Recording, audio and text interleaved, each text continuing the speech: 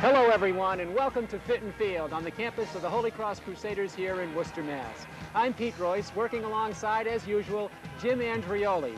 And today we have a special feature, an entire half hour dedicated to preparing for Holy Cross versus Brown. And Jim Andrioli, when you talk about conditions in terms of the weather, you couldn't expect anything better than this. Well, Pete, this is a beautiful day to play football. These are days you really dream of. You wake up in the morning and say, what a great day, let's get it going.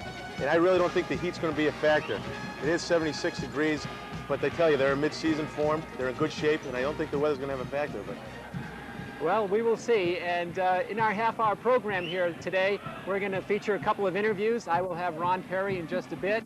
Then Jim will have Jack Scott, the head trainer here at Holy Cross, and we'll also preview the game with Brown and also look back to a year ago when Holy Cross had a great effort down in Providence. Oh, they sure did. It was one of the finest performances of the year. They went down, they had something to prove, and they came back with a big victory. And I think Brown has to avenge that victory today. They got a little score to settle up here at Fit and Field. Well, Brown's an interesting team, Jim. You know, their offense, the multiple offense, actually is more complex than Harvard's multiple. Well, I tell you, the offensive coordinator for Brown is the former Minnesota Vikings coach, and last year he was the quarterback coach of the New England Patriots. So he'll throw a bunch of formations at you. He has more formations than Harvard, which is hard to believe. I know. So he's going to throw a lot of formations at Holy Cross today. And I tell you, they studied a lot of textbook this week. Well, and being the Ivy League school that they are, they should do well in that regard, and we'll see exactly what happens. You know, taking a look at Holy Cross over the weeks, we follow their progress in the national poll, which is kind of fun. Do you enjoy national polls, Jim? Well, national polls are, I think they're a little misleading. You know, they are ranked number 8, and geez, they got a great ball team. But then again, you look at someone like Maine, who's ranked number 4th in the polls, and there's a team that really can get the job done in the field. So I tell you, polls are great, but at the end of the year, it's really win and loss column. What about a prize matchup, Holy Cross and Maine this year? How do you think that would have gone? I tell you, that would be a game that I think Holy Cross would like to see. And I think we could maybe have one of those dream season games where they put the two teams together and let them go at it.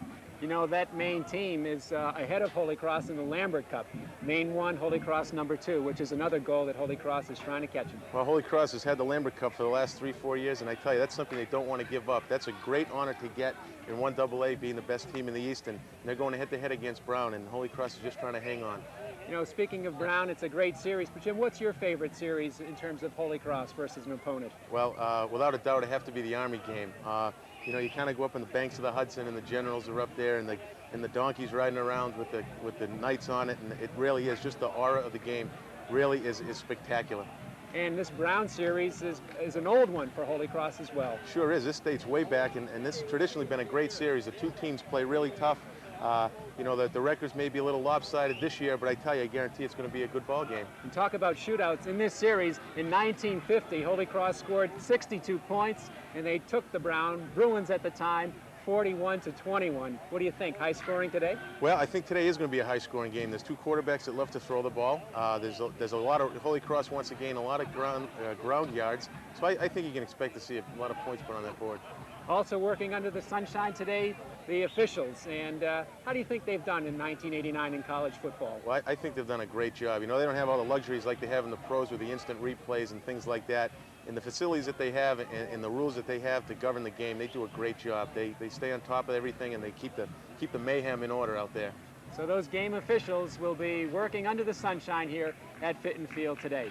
Well, coming up, we're going to have Ron Perry, and he'll be chatting with us about the total athletic program here at Holy Cross, and that'll be coming up in just a minute. And also we'll have Jack Scott joining Jim Andrioli following that. So we're in our pregame coverage. We're live at Fit and Field on the Holy Cross campus, HC versus Brown, and we'll be back with more right after this.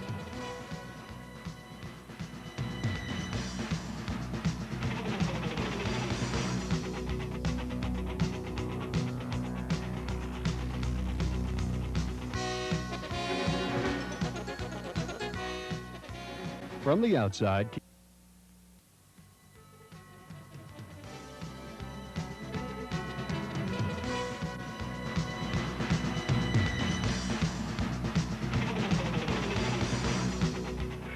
Pete Royce back here at Fit and Field on the Holy Cross campus, now joined by the Holy Cross Director of Athletics, Ron Perry. Ron, nice to have you here on a gorgeous day. It's unusual to see this kind of weather this late in the season, but it is a beautiful day. Oh, it sure is. And Ron, as Director of Athletics, the Holy Cross Brown Series goes back a long way, quite a tradition. Really quite a tradition. I can remember this game being played when I was here at school, so that says enough of it right there. Right. How about your assessment of this fall's football season here at Holy Cross? Well, I think it's been a very pleasant one. I think there was some uncertainties prior to the season beginning, just how would the quarterback situation resolve itself, and a few other questions that I know Coach Duffner had, replacing the offensive line, and I think everyone has to be real pleased that's concerned with Holy Cross football, Holy Cross athletics, with the season that we've had thus far. Chacho has been just tremendous. No one figured he'd have the poise and kind of the upperclassmanship in terms of how he's been playing this game. Well, he showed it the first game against Villanova, and it's been a succession of great performances from the very beginning. And I think the thing that impressed me the most was his ability to really take charge and to command the respect of the upperclassmen real early in the season. Ron, I know football is not the only game going on these days at Holy Cross. The fall is always busy. Perhaps you could highlight some of the other activities going on across the campus. We've had a busy fall, some pleasant surprises, but also I think a situation where all our teams have been competitive. We play a very difficult schedule in both our men and women's program, and I think that we're very pleased. Of course, our football season is the one that gets the most attention. And of course, that's where I get most of my, let's say, either complaints or whatever from the alumni. But it's been the last 4 or 5 years have been unbelievable. I should say, actually, the decade of the 80s. That's been terrific. Right. And how about the state of women's athletics? I know each year that's gotten to be a bigger and bigger program. Well, it's a very important one here on the campus. Our women play a very important part in our entire athletic program, and they've done a great job. And next year, when we move into the Colonial League in 21 sports, I think that the level of play will even be that much better. Ron, how about in terms of scholarships at Holy Cross and the Colonial League? Sometimes it's hard to really understand exactly technically how does that break down. Say in terms of this year's football team, any of them still on scholarships? Yes. Scholarships, if people know it, are strictly weighed as far as their athletic ability. That's the way we've always given them in the past. They can be referred to as scholarships or grant and aids. This incoming freshman class are all players that Mark Duffner recruited based on need. So it has something to do with athletic ability, but it's more or less the financial aid package that the school can offer an individual after receiving the information from Princeton based on the family's income. So that would be this year's freshman class. That's right. And basketball last year was the last year that we awarded any scholarships. So from here on in, all scholarships will be based on need. Okay, and in terms of basketball, what about the prospects for men's basketball this season? Quite a few youngsters have left, but you got some new players coming in. I think it's a very fine athletic group of individuals. I look for a very exciting team, and I thought the incoming freshmen, the 5 of them that George Blaney recruited last year, are outstanding. Okay, Ron Perry, thank you very much for coming on. My pleasure. That's Ron Perry, the Director of Athletics here at Holy Cross. Well, when we come back, Jimmy Andrioli will have a special guest, and that'll be Jack Scott, the head trainer here at Mount St. James. Holy Cross against an Ivy League opponent. They've done well against the Ivies. We have more coming up. Pre-game show right after we pause for this.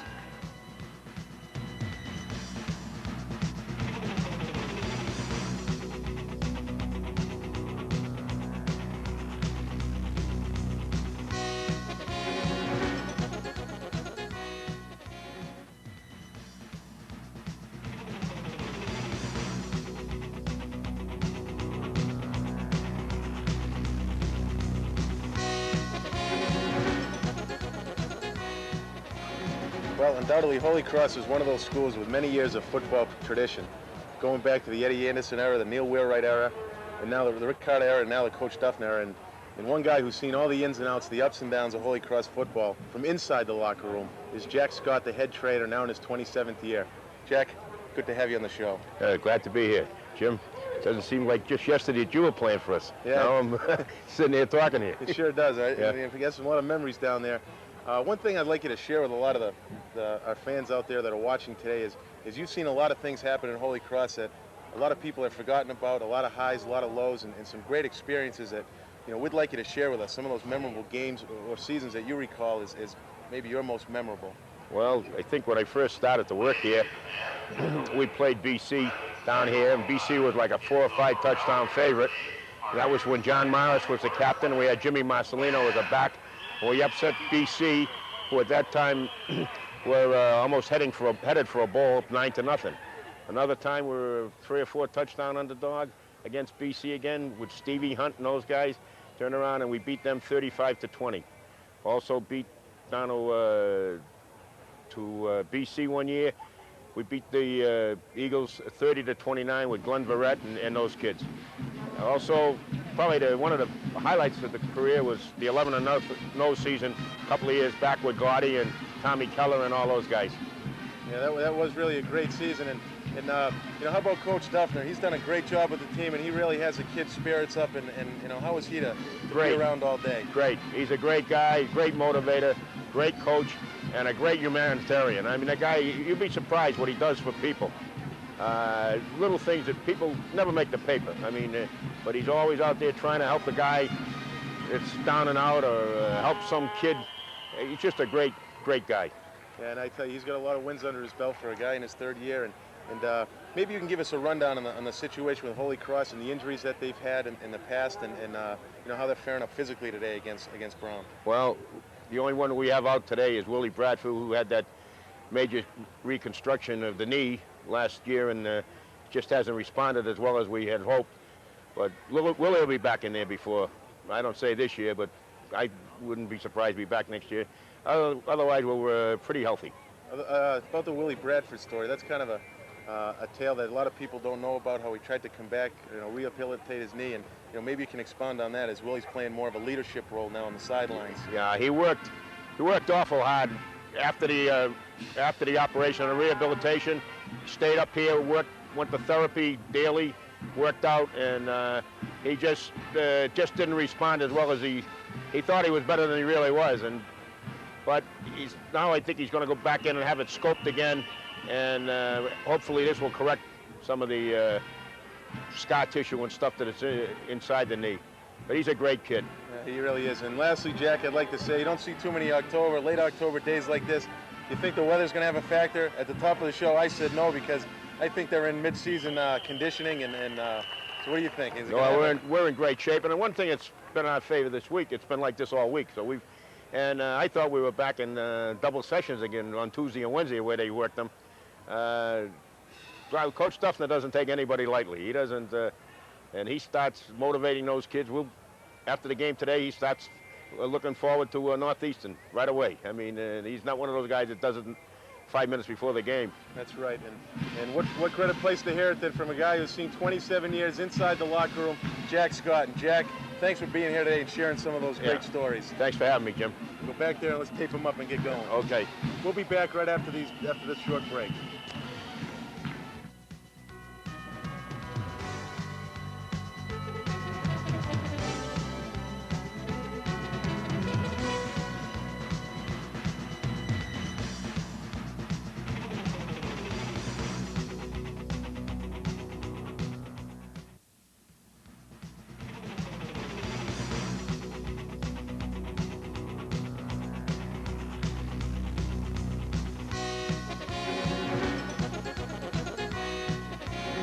We're back live at Fitton Field. Pete Royce and Jim Andrioli. And Jim, Jack Scott, one of the greatest guys you'll find at Holy Cross. Well, Jack really is. He's the guy behind the scenes.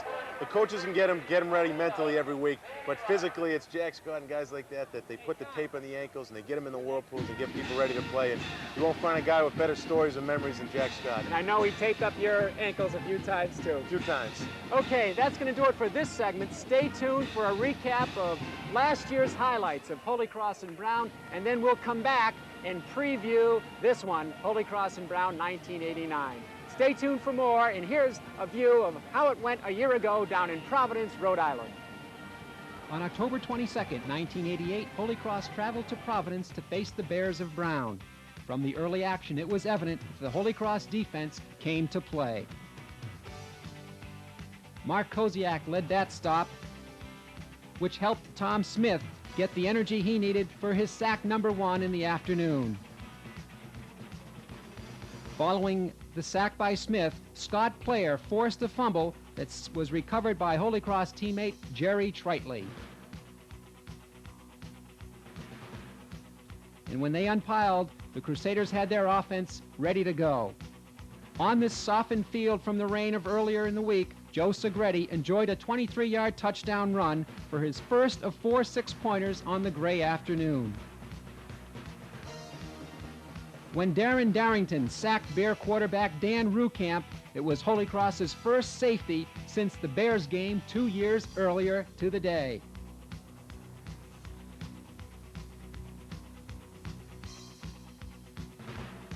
On offense, Jeff Wiley took to the air to Darren Cromwell. And when Wiley wasn't throwing, he had his favorite running back in motion. And that was Joe Segretti, shown here, scoring from 2 yards out. The Holy Cross Special Teams unit had a good game too. Mark Gallagher was back returning punts, and when he shook off this hit, he continued on for a bunch more yardage on the play. It seemed that Coach Mark Duffner of Holy Cross made all the right calls from the sidelines. And Early Garlington just about crunched Rukamp, setting up the loose ball recovery by teammate Tim Crimer as Holy Cross fell on it, giving the ball back over to their offense. And again on offense, Joe Segretti had 150 yards, including some big yardage on this carry. He carried 34 times on the day. Defensively, Tom Smith came through with his second sack of the afternoon on Rukamp. And when Holy Cross got the ball on offense, Jeff Wiley took to the air again, this time to Donovan. The pass play set up more Holy Cross rushing. Joe Segretti scored again from 16 yards out to take the lead in Division I AA in rushing touchdowns. On the afternoon, Holy Cross combined the offense with defensive plays like this one, which allowed Brown's offense only 130 yards on the day. It was a day when the Holy Cross offense seemed to do nothing wrong, even when they took the ball from their own end zone, as Tim Donovan did on this kickoff return. Jeff Wiley, known more for his passing, had a fine rushing game. In fact, one of his best ever, including good yardage on this quarterback keeper. And HC even had a little luck as it went on a pass from Wiley to Callahan, who fumbled into the end zone where Viv Washington pounced on it for 6 more Crusader points. So when it was all over, the Crusaders of Holy Cross had won their 10th straight win over an Ivy League opponent, the final score 35-14. All of which sets the stage for today's game as we take a break and move closer to the 47th renewal of Holy Cross and Brown today from Worcester.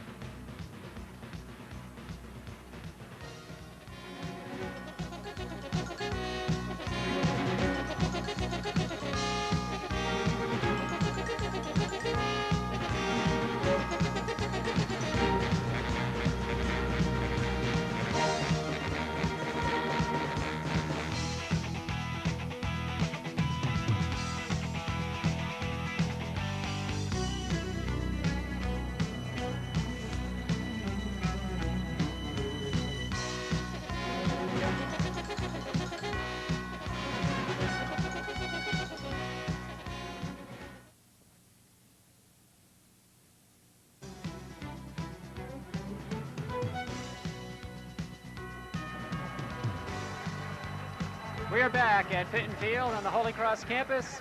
HC versus Brown, live from Fitton Field in Worcester.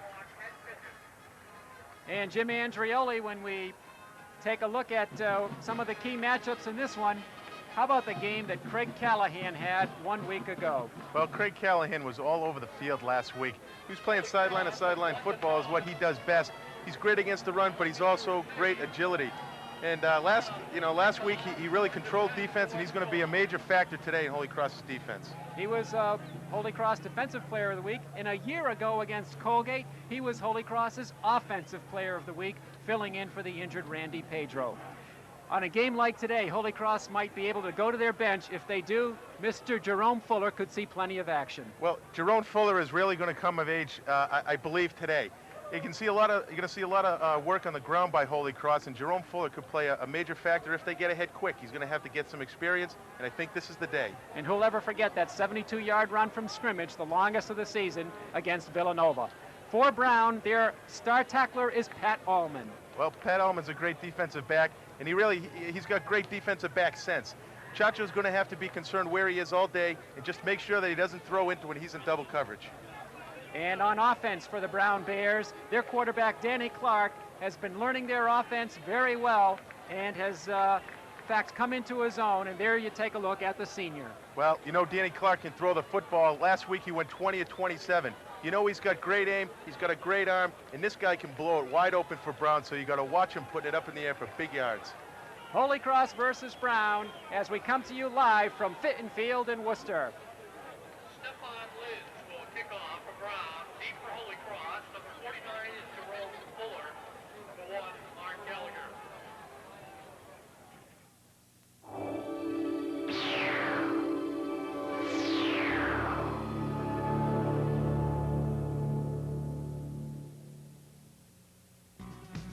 Today, the Holy Cross football team can break its all-time Fitton Field consecutive game win streak.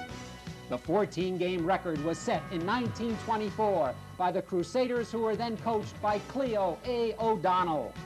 Last week in the win over Colgate, head coach Mark Duffner moved past Rick Carter into third place on the all-time Holy Cross coaching wins list. Now in his fourth year as head coach and ninth season overall at Holy Cross, Mark Duffner has a 36-4 record. Duffner has the best mark among active Division I 1AA coaches the past 4 years. But forget the records. Today it's the Brown Bears coming off a 31-6 win over Cornell, taking on the Crusaders at Fitton Field, a stadium where they haven't lost since 1986.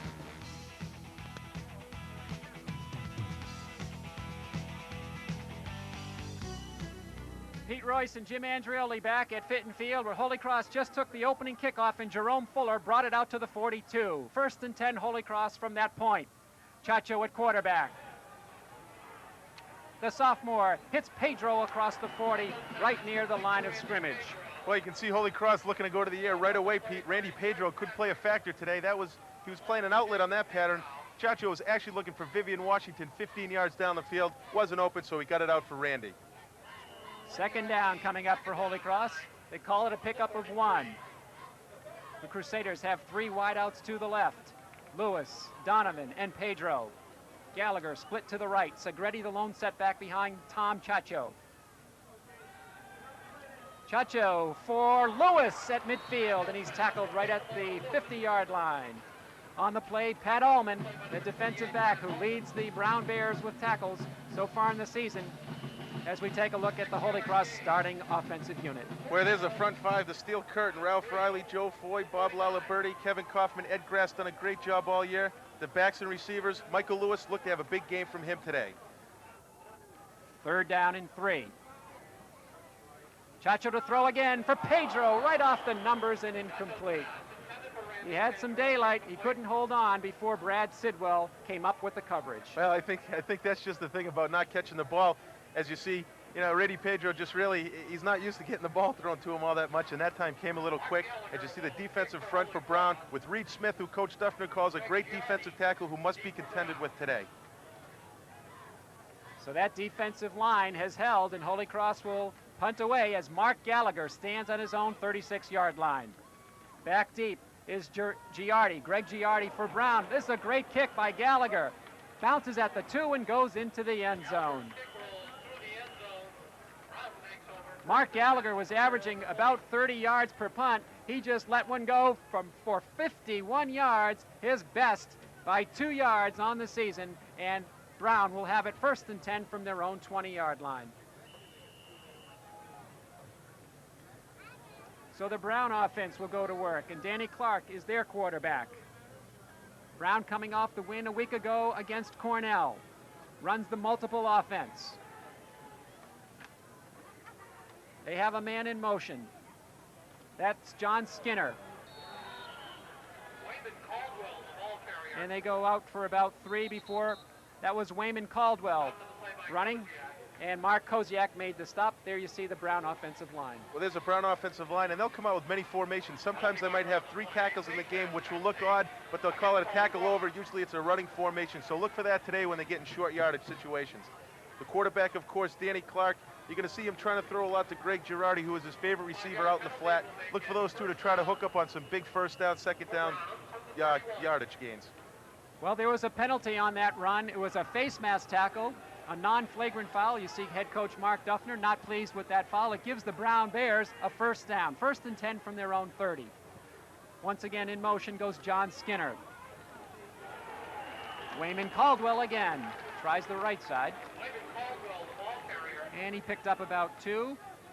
Craig Callahan in on the stop as Callahan bolsters this defensive unit for the Crusaders. Well, you see Holy Cross plays a 5-3 with 3 defensive linemen, 2 defensive ends, being Stephen Stracher and Matt Fraz. They're going to try to put a lot of pressure today on the quarterback. Craig Callahan, Chris Maruk again, great tandem of linebackers, probably one of the best in 1AA. And of course the defensive backfield led by Dave Murphy, who is going for all-time career interception leader in NCAA history.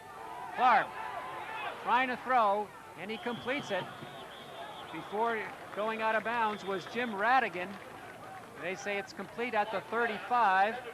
Pickup of about 4. We'll take another look. Well, you're going to see right here, Dan Clark is just a little play action which holds the linebackers. And you see how mobile he is, how dangerous he can be when he runs and throws.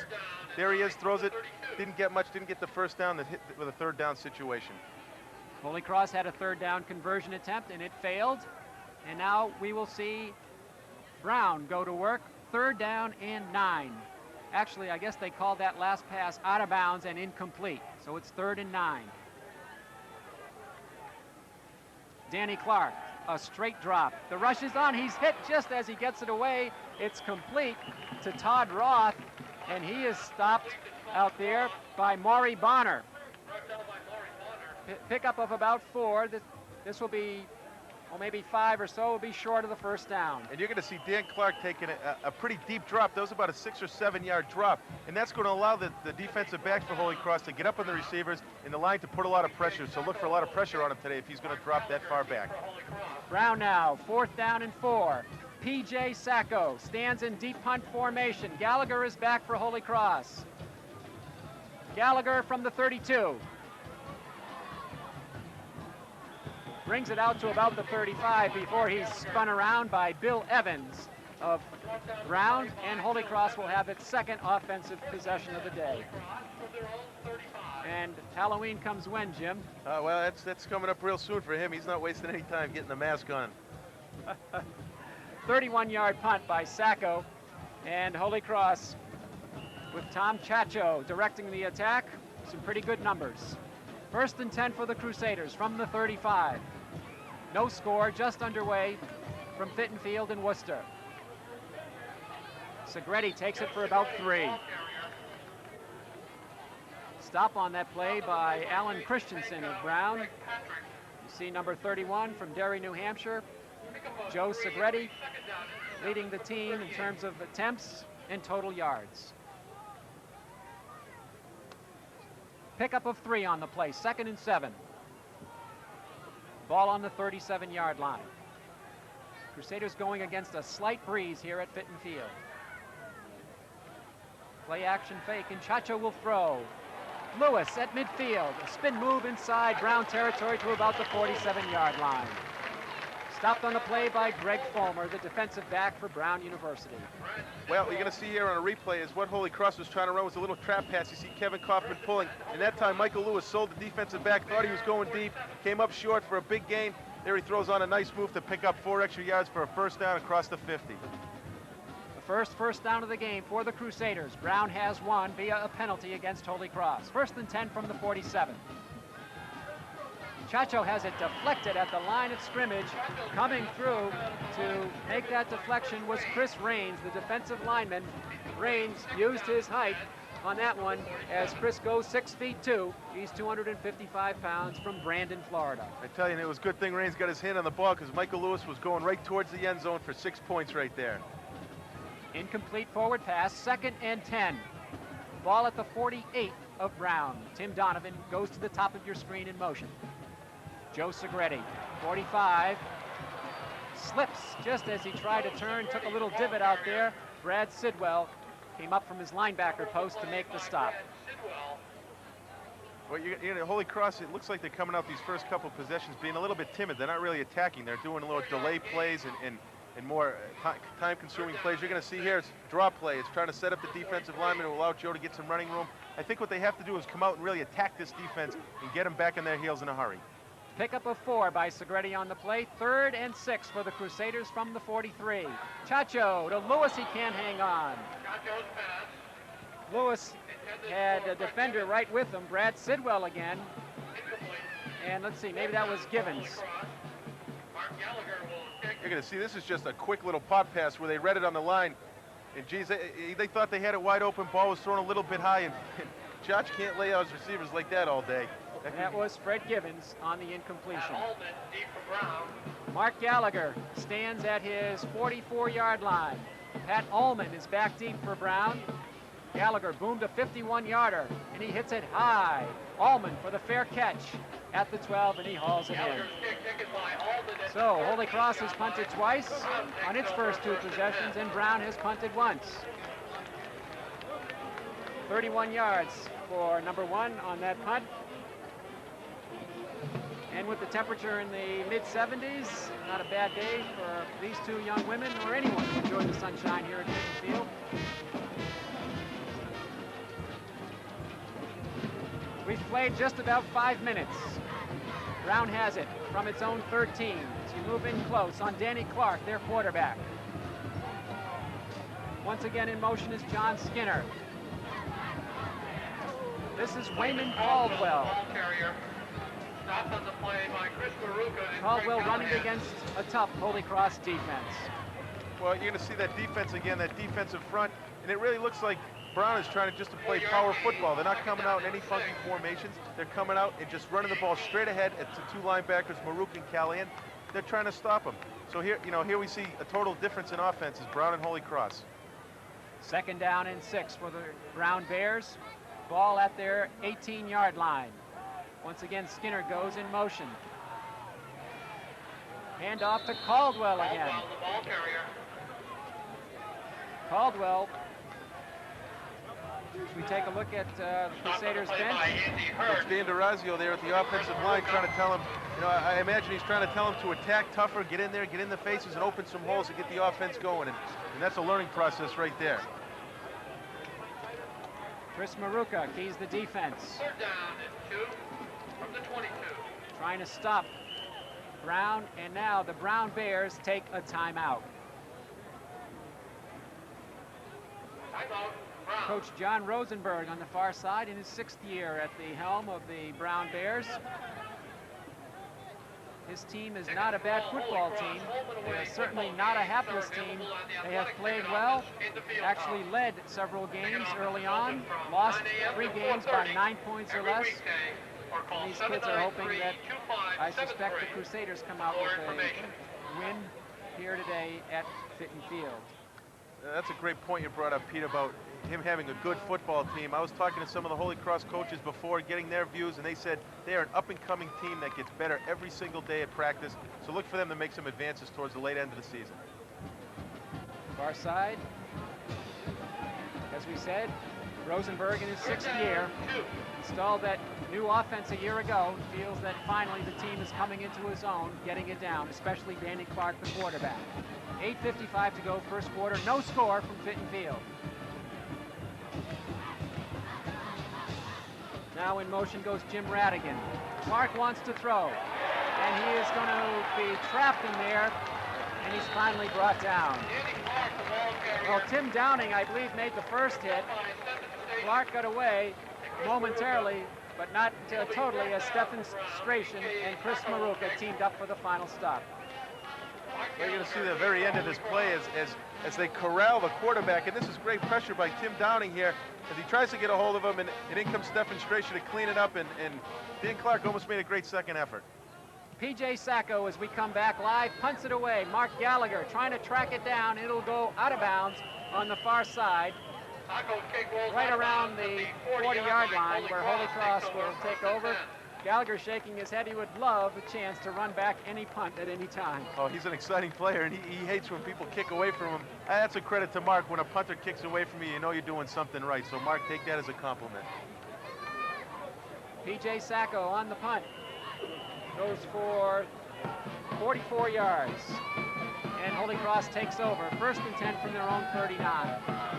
Joe Segretti on the right side. Good running room to midfield and to ground territory across the midfield stripe. Joe Segretti. Anthony Smith made the stop. But first, Joe Segretti picks up about 11. You're going to see that's what Holy Cross calls the triple counter. Instead of pulling a guard and a tackle, they pull a guard, a tackle, and Randy Pedro, the tight end, number 34. That's a lot of weight coming around the right side to blow open a hole for Joe Segretti and a 1st down. At the 49-yard line of the Brown Bears. Segretti gets it 2nd time in a row, trying to sweep left. Can't get away. Good pursuit by Mark Schaefer, the defensive back of Brown University. He stayed right with Joe and hauled him down by the shoulder right around the 45-yard line. Pickup of about 5 on the play. 2nd and 5 coming up. We're going to see in a replay, Joe really, that play was designed to go up the middle. Joe had no running room, so he tries to make something out of something that's not there. Great pursuit by the Brown defense, and they really impressed me in this opening quarter. 2nd down and 5 from the 44. Tim Donovan goes in motion for Holy Cross. Segretti up the middle, penalty markers down. He's near 1st down yardage, and the flag thrown in the Crusader backfield. This is going to be on Ed Grasso holding. Holy Cross runs a trap play called a sucker trap, and what they try to do is the offensive tackle tries to influence the defensive tackle. If we can get this on film, you'll see number 70 at the top of your screen take a step forward, and then you'll see him lying on the ground. He tries to influence to open a hole, and there it is at the top of your screen. They got him for grabbing a shirt. Can't do that. 10-yard holding penalty. Holy Cross's 2nd penalty today. They had a non-flagrant face mask earlier today, and this one will set them back 10. Some of the fans here enjoying the sunshine at Fitton Field. 7 minutes left, 1st quarter. Joey Riley now in for Holy Cross in the wideout slot. Chacho to throw. Plenty of time. And he finds a receiver at up the 44-yard line. It's Michael Lewis for Holy Cross. Chacho could not ask for more time than this, as we'll take another look at all the time that he had. Oh, they gave him a wealth of time. As you see, he had Michael Lewis open from about this point on, but he was looking downfield to pick up the 1st down. Good coverage by the Brown defensive backs. He had to settle for a pickup of about 8. Now he's faced with a 3rd down and 6. Gallagher back in for Holy Cross. He's now on the wide out to the left, to the bottom of your screen. 3rd and 5 for the Cross. Again, good protection. Chacho throws it over the head of Joey Riley. Craig Fulmer was defending against Riley. The ball sailed high and over Joey Riley's hands, and it goes incomplete. Coverage there. There's Fulmer, the defensive back. A junior from Dublin, Ohio. Now Mark Gallagher drops back. And for Brown, that's Craig Giardi, back deep at his own 11. Gallagher standing at the 41, the line of scrimmage, the 44 of Brown. Mark hits it again high. Giardi at the 14 and brings it out for about 3. Josh Schad makes the stop for Holy Cross following that punt. And once again, on the punt, which went for 35 yards this time, the Brown Bears take over at their own 18-yard line. There's Schad. Nice play on the special teams. Yeah, special teams is a big part, and Josh Schad's done a great job all year. You see his helmet's really banged up. He likes to get down the field, make a big tackle, make the big hits.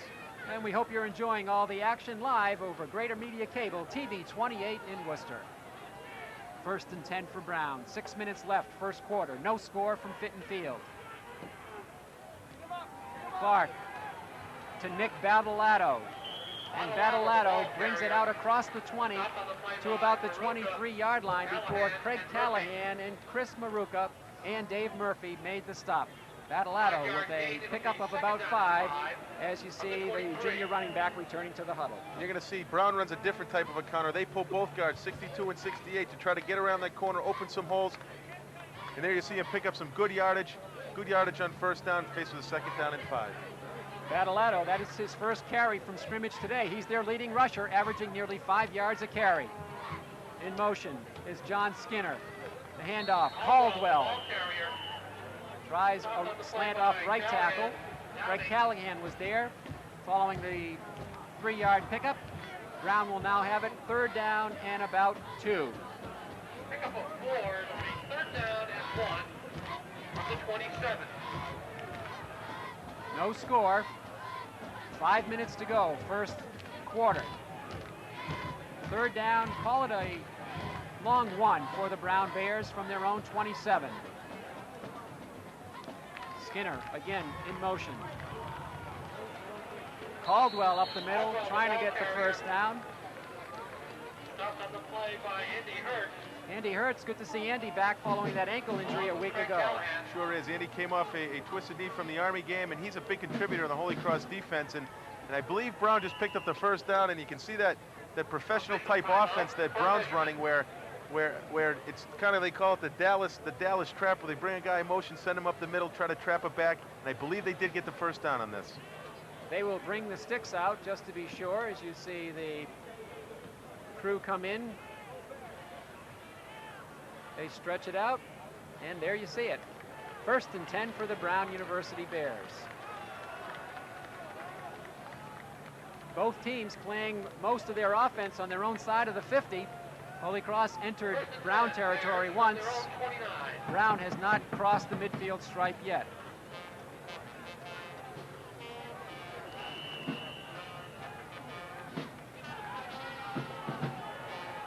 First and 10 for Brown. Danny Clark at quarterback. Now they have a pro set in the backfield.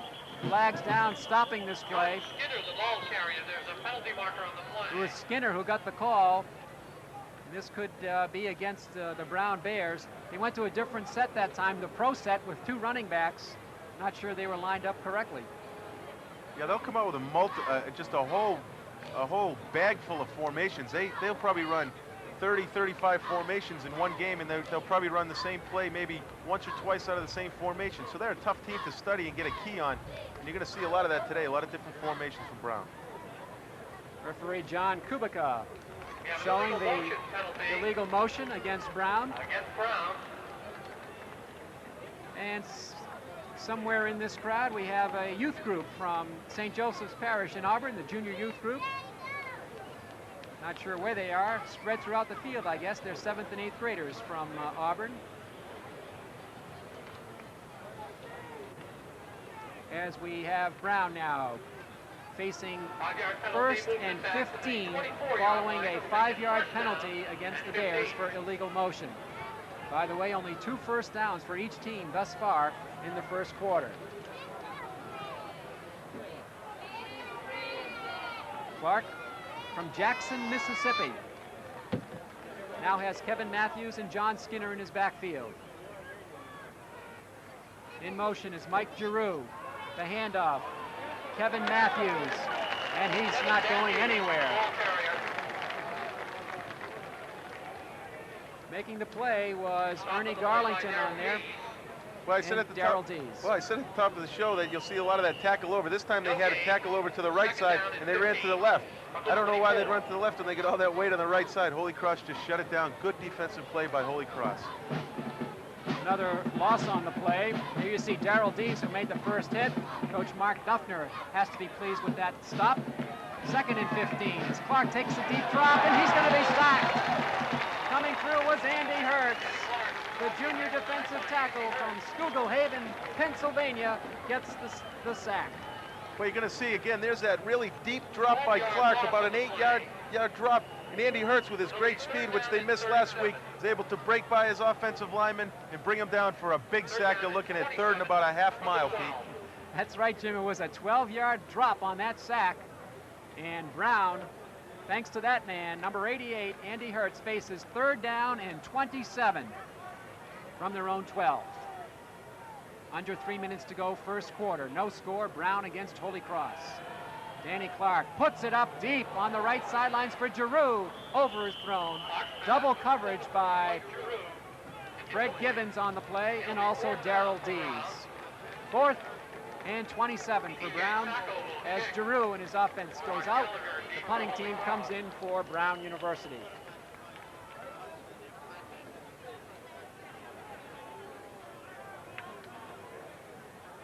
We got about 2 minutes and 44 seconds left in the first quarter.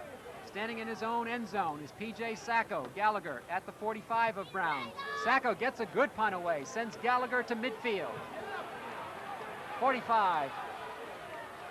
Still on his feet across the 40-yard line. Just noses it across to the Brown side of the 40-yard line on about a 12-yard return by number 1 from Palmer, Mass, Mark Gallagher. We're going to see Holy Cross tried to set up a return that time, which kind of surprised me. I thought they'd go for the block. Mark Gallagher caught the ball about the 50-yard line. Great coverage by the Brown special teams, and you can tell they worked long time. They probably hired a guy to come in as fast as Mark Gallagher to try to practice against containing him. They're doing a good job today. 38-yard punt by Sacco on the last one. And Segretti gets the call. Behind good blocking, inside the 30 down to the 27-yard line goes Joe Segretti for a first down for Holy Cross. Well, you're going to see again, that was the old triple counter play where they pull Randy Pedro, Kevin Kaufman, and Ed Grass. You're going to see 3 offensive linemen in front of him blocking. And I tell you, if those guys can't open a hole, no one can. And of course, Joe gets in the open field and makes it happen for himself. Big pickup for Holy Cross. All the way down to the 27. First and 10 for the Crusaders from the near hash mark. Segretti on the draw, and he just gets tripped up as he neared the 20-yard line. Making the stop on a nice tackle was linebacker Jason Pankow. Well, Jason made a great stop here. You're going to see Joe, they just set up a little delayed draw, hold the linebackers. Great blocking by the offensive line, but the linebacker wasn't contended with, and he stepped up and stuffed Joe Segretti. Pickup of about 6. Second down and 4 for the Crusaders. Tom Chacho. Handoff to Segretti. And he slipped just as he crossed the 20. So Segretti twice today has slipped just a bit. That time he went right down. Yeah, Pete, I was going to say, he got to go on the sidelines and have his spikes checked, because you never see Joe Segretti slip on a dry day. You know, I don't know whether the turf is a little bit loose, but I doubt it is. Joe's got to tighten those cleats up. Tom Chacho at quarterback. Number 20 up close. The sophomore from Gloversville, New York, calling your signals. 3rd and 2. Segretti gets the first down and more as he comes all the way through, popping pads down to the 12-yard line. 1st and 10 for Holy Cross. Well, Kevin Kaufman got away with a hold there. I don't think the ref was really looking at it. I think you're going to see in the replay, number 75 kind of hooks his defender right there. I think he got away with one. Joe Segretti takes it outside, picks up the first down. 1st and 10, ball in the 11. Greg Fulmer took a hit from Segretti just before the stop from the 11-yard line. 1 minute to go, first quarter. Chacho to Segretti again. And he just carries the ball. And did he fumble on that play? He did, and Holy Cross loses it. Segretti fumbled just before he went out of bounds. Let's see if we can see who recovered for Brown. Again, that triple option, number 85 comes in, knocks Randy Pedro up. There's really nowhere for Joe Segretti to go. And I tell you, you don't see this very often. Joe Segretti coughing up the ball down inside the 10-yard line. And Brad Sidwell made the recovery. There you see him. Brad, the linebacker, the sophomore from Louisiana, 6 feet, 215 pounds, was right there to get the recovery for Brown. From the 11-yard line, come the Brown Bears. 49 seconds to go, first quarter. Clark finds Giroux. Good running room out near the 20, but a penalty marker is dropped at the 12-yard line. I believe number 49, John Skinner, is going to get called with a holding penalty, as this was a little screen pass out to the flat, a little delay screen. And I think you're going to see number 49 grab a shirt, or it might have been grabbed his face mask to try to free him for a big gain. There was the contact, and there's more contact, and the penalty flag was dropped at the 12. Officials still huddling on this one. Penalties have hurt Brown so far today, and of course the sacks against quarterback Danny Clark. Mark Duffner looking on. No one has any better numbers than those over the past 4 years in Division I or 1AA. And this is a holding call against Brown. Coach Duffner pleased with the call as it backs up Brown to their own 6-yard line. Coming up on a half a minute to go in the first quarter. John Skinner the ball carrier. wedges it out. The play by Chris Maruka.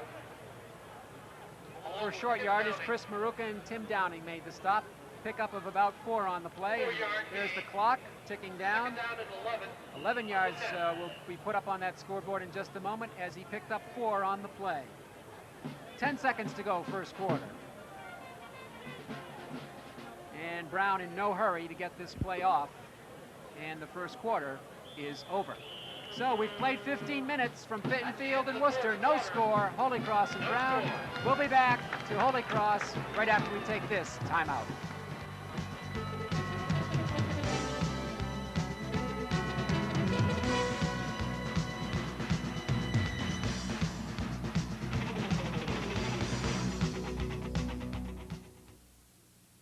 Pete Royce and Jim Andrioli back here at Fitton Field, where Brown has to be pleased, Jim, with the way that they've defended against this high-powered Crusader offense in the first quarter. Well, the run-and-shoot offense has been nothing of the such. Brown's defense has played extremely well, stuffing them, limiting Holy Cross what they can do. They did put a drive together, but they came up with the big play when they had to inside the 10-yard line.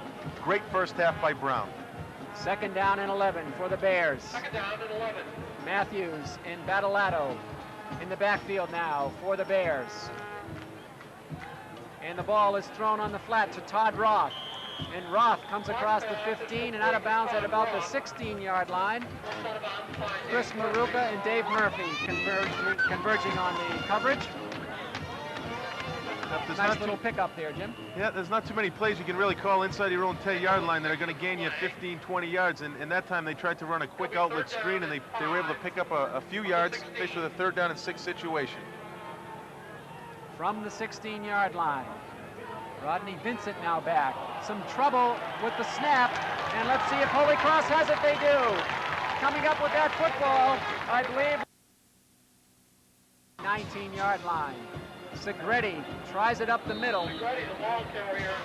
Not much there. Chris Raines made the stop for Brown. Pickup of only, call it 2 on the play. Second down and 8 coming up for the Crusaders.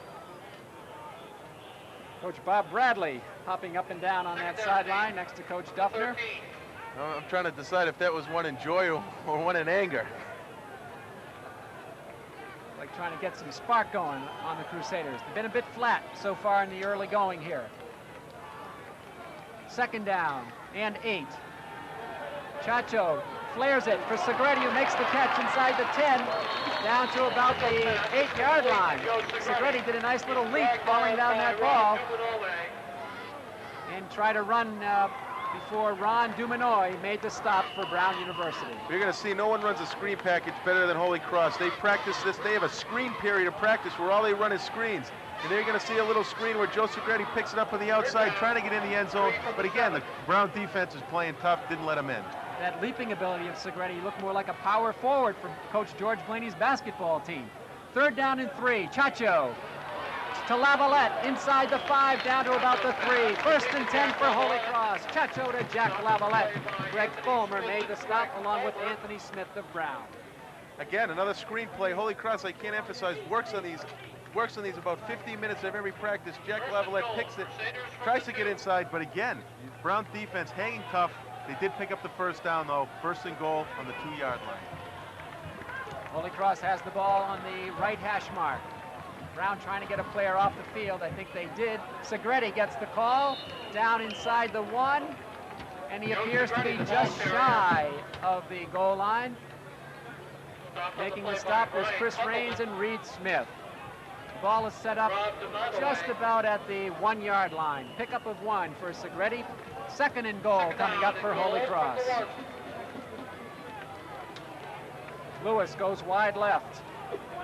Lavalette wide right. Segretti behind Tom Chacho. Segretti gets the call off left tackle, and he's in for the touchdown. Joe Segretti Brings it in.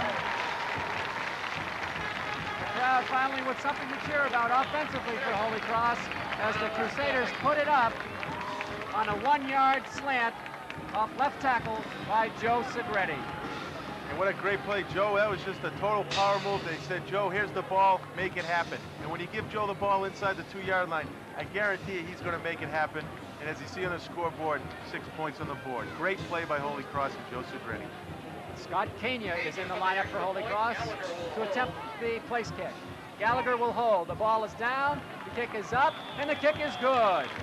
Scott Kania, who had a good day a week ago, continues it today as the junior hops off the field. Holy Cross on top, 7-0, and we'll be back to Fitton Field right after we take this timeout. 14 yards, 2 minutes and 7 seconds.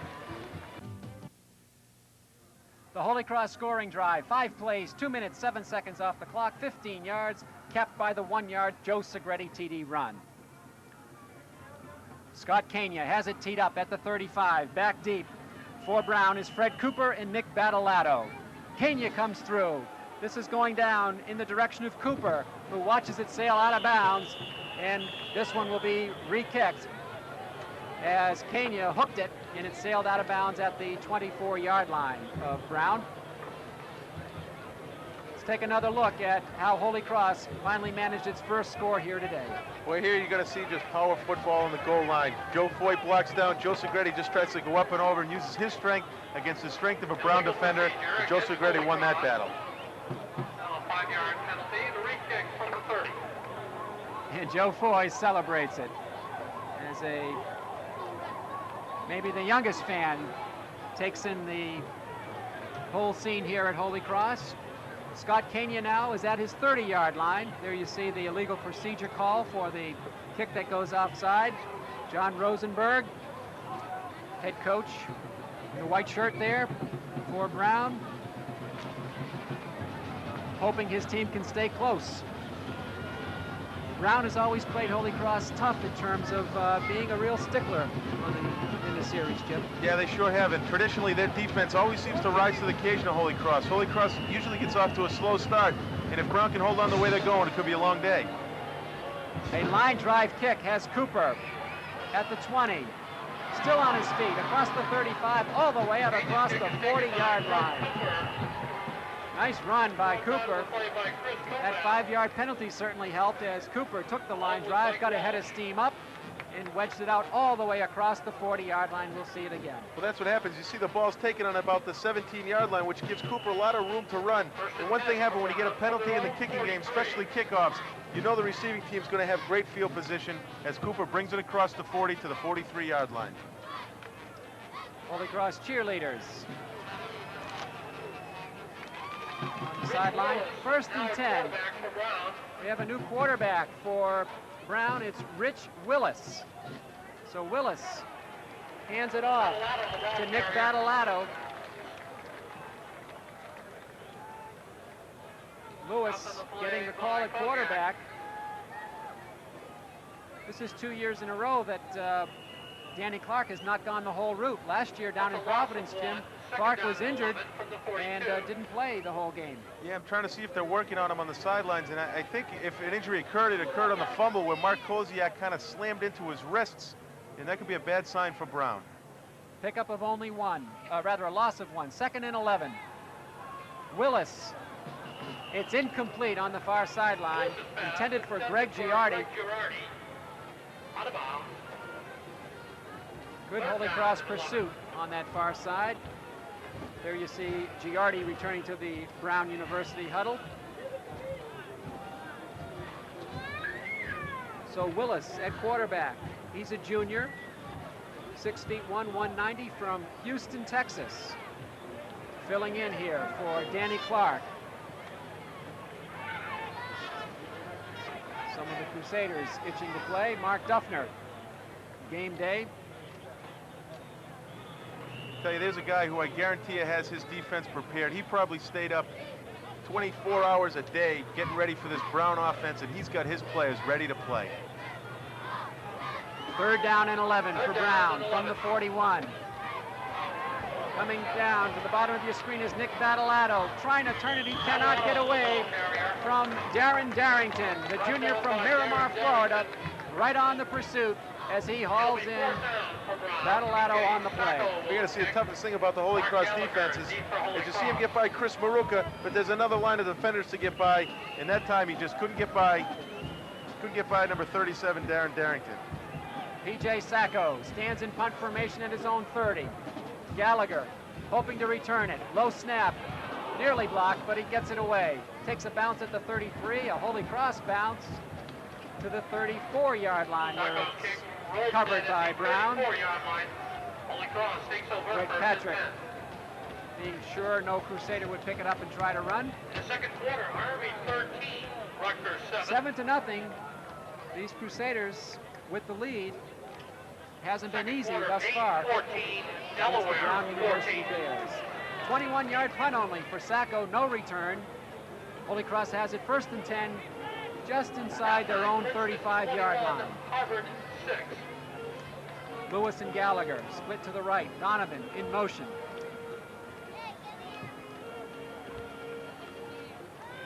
Tom Chacho looking deep for Lewis. Way out there. Lewis has it! Lewis is going all the way for the touchdown. 65 yards as he beats Pat Allman. Michael Lewis burns the defense, and Tom Chacho laid it out. Lewis reached up with those long hands, hauled it in beautifully, and goes in for the 6. I tell you, Pete, when Chacho released that ball, I said if it's anywhere within the grasp of Michael Lewis, he's going to come down with the ball. Michael Lewis has just really matured this season. He's become a great receiver for Holy Cross. And you're going to see there, Chacho just aired the ball out right into Michael Lewis's hands, and nothing's going to stop him from a 65-yard touchdown play. Oh, that's going to make the highlight films, I'll tell you that. What a reception by Lewis. Kenya's kick is up, and Kenya's kick is good. Well, after a sluggish first quarter, Holy Cross on the verge of maybe wiping this thing up open as Chacho found Michael Lewis. Well, Chacho knew he was going the whole time. He was looking. He just lets the ball fly. Nice tight spiral. And I tell you, the ball could have been put in a better place. Michael Lewis with probably the best hands of any receiver. I think he's got the best hands of any receiver in Massachusetts right now. Comes up with a big catch for Holy Cross. And a salute to the fans in the end zone. The junior from New York, New York. Michael Lewis will take some high 10s on the play. Pat from Coach Mark Duffner on the Crusader sideline. There's a good shot of Lewis. He has plenty to smile about following that TD reception. Kenya's kick puts Holy Cross up 14 to nothing with just about 4 minutes gone here in the second quarter. Holy Cross scoring drive, 65 yards on one play. Took 9 seconds. Well, Holy Cross didn't use up any of the clock on that drive. They stood back, let it fly, and they said, hey, we're going after 6 right away. And I think they might have caught the Brown defense napping just a little bit. And Lewis is putting up some big numbers. Besides that 65-yarder, he has 30 other yards in pass receptions for 95 on 4 catches today. Kenya's kick comes down to about the 14. Cooper goes down on a nice pursuit by Maury Bonner. Bonner, perhaps the fastest Crusader, brings down Cooper after a return of only about 4 or 5 yards. There's Bonner leading the Crusader special teams unit off the field. Well, there's a star on the helmet. Anytime you tackle somebody inside the 20 on a kickoff, you get a star on your helmet. That's an exceptional play on special teams. Brown University takes over against this Crusader defense. 1st and 10 from the, call it the 19-yard line.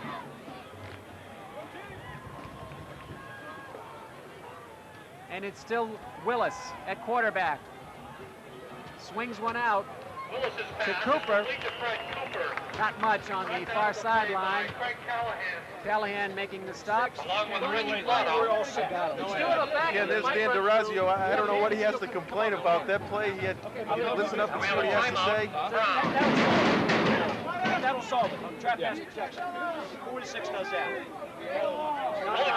I believe he's going over some pass protections and some stunts that the Brown defense is running, telling his offensive lineman what to look for and how to pick them up.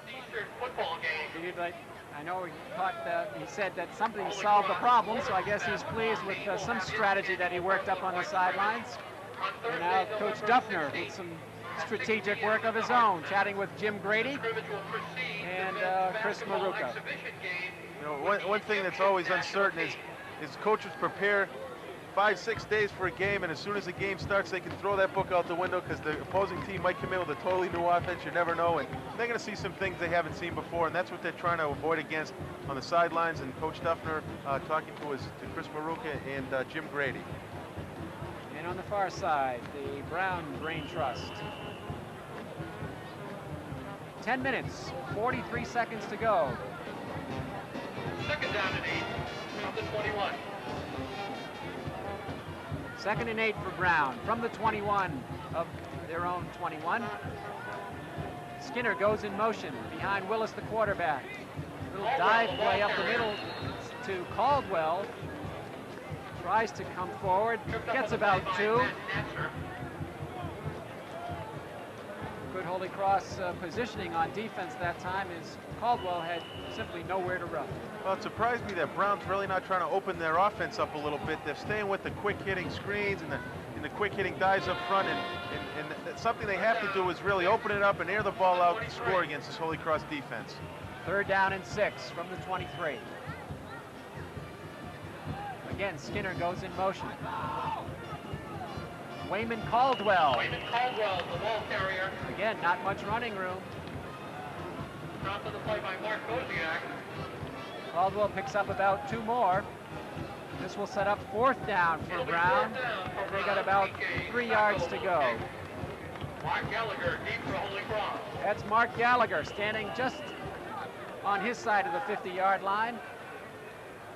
And now P.J. Sacco standing at his own 12 or 13-yard line. Again, a low snap. Sacco gets a deep kickoff, sends Gallagher down to the 37, 40, 45, 50. Gallagher gets caught from behind as he crosses inside the 40-yard line of Brown, all the way down to about the 37 before Matt DeSutter makes the stop on number 1, Mark Gallagher. Well, that is one dangerous return man. Anytime he gets the ball in his hands with about a 10-yard cushion, by that I mean you see no defender within 10 yards of him when he catches the ball, he's going to make things happen. He's going to find an alley, and he's going to pick up a lot of yards, and that's just what he did there. Great running by Mark Gallagher. So the 40-yard punt from Sacco gets negated by that nifty return, and Holy Cross comes back as we come back live. Chacho to throw deep. He's got Fellini out there, and it's intercepted. Intercepted by John Francis. Ball was intended for Mike Fellini. Nice coverage by Brown as Francis stepped in just at the last minute and picked this one off. I tell you, John Francis made a great defensive play. He wasn't even the main coverage here. I think he was playing free safety in a 2-deep zone, and he comes all the way from the middle of the field to pick off the pass. That was 6 points as Holy Cross tried to run a little switch route, tried to trick the defenders. Didn't trick Francis for a minute as he comes across with a big INT. And for Chacho, that's his 10th interception. He has 11 touchdowns, 1 each today. 1st and 10 for Brown from their own 6. Willis looking to go deep on the right sideline. He's got Peru out there, but Darren Darrington breaks it up. Rather, Mike Giroux was the intended receiver. Good coverage by Holy Cross. Darrell Dees was there, and he almost was able to pick it off himself. And I think that's what Brown has to do. They have to step back and throw the ball downfield. Although Darren Dees had great coverage that time, was able to get in and swat the ball down. I think that has to be Brown's objective in the last 9 minutes of this second quarter. 2nd down and 10 for Brown from their own 7. Skinner, the lone setback. Play action fake.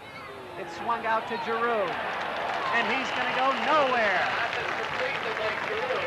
Making the stop for Holy Cross was Stephen Stration, the junior out of Orchard Lake, Michigan. Well, Stephen Stration just read that play from the beginning till the end. They tried to run a little quick screen, and Stephen Steffen slips between 2 and 3 blockers, comes right underneath, and just stuffs it for absolutely no gain. There's the pursuit by Strachan, and he gets Giroux. Actually, it was even a loss of 1. 3rd down and 11 from the 6 of Brown. Willis going for it all, up the middle, and he's got it! A tremendous reception by Greg Giardi. That ball seemed to take a long time coming down. It finally did into the arms of number 17, Greg Giardi. You're going to see Willis kind of drop back and put everything he's got in his throws.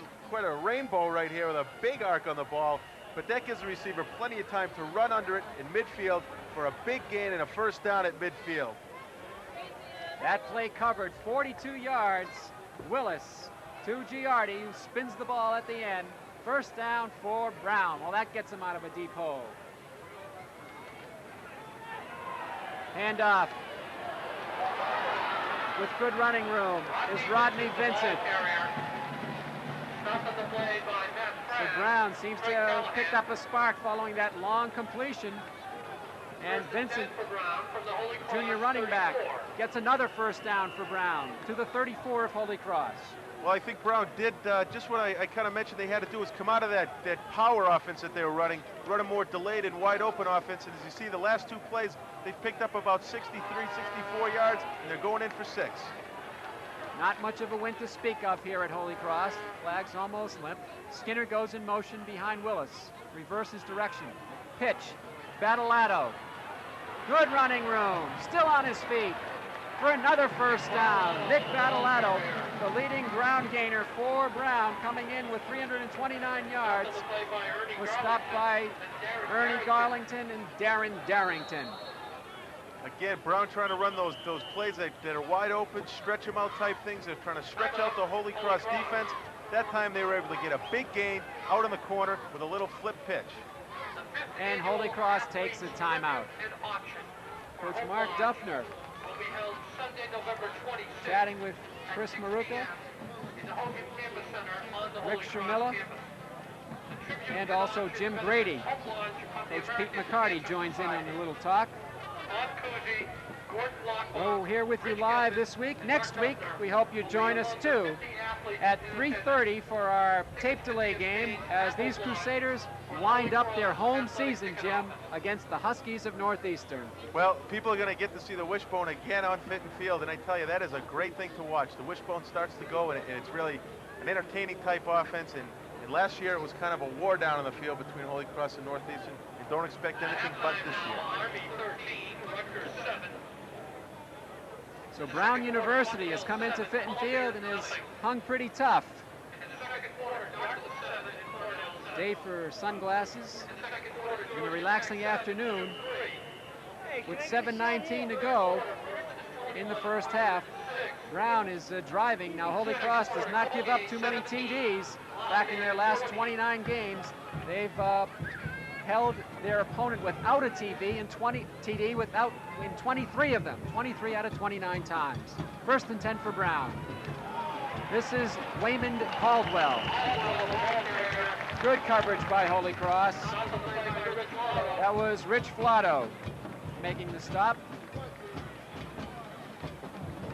Pickup of about 2 on the play, setting up 2nd and 8 for Brown. Well, this time Flotto wasn't fooled for a minute. You're going to see they just try to run a wide sweep play, and Flotto comes up, shakes off this block from the wide receiver, knocks him down, keeps him to a gain of about 2. 2nd and 8 from the 22. Rich Willis, backup quarterback, in action here for Brown. Trying to get through, he throws it out of bounds, and the official almost hauled it in. Hey, that was terrific. It was intended for Giardi. The closest person to it was the back judge, who almost had his first reception of the year, Jim. Well, I think that was a blown play, and you know, Willis saw the referee wide open in the corner of the end zone, and I think he mistaked the black and white for the brown and white. And he said, gee, I'm not supposed to catch this. He finally let it drop, getting a little bit of a razz from Ted Butcher on the far sidelines. 6 minutes, 37 seconds to go, 2nd quarter. Butcher himself, a longtime veteran area official. 3rd down and 9. Willis puts it up in the left corner for Giroux. He's got it, but he's out of bounds. He caught the ball, but he was out of bounds. What an attempt by Mike Giroux as he was pursued by Jim Grady.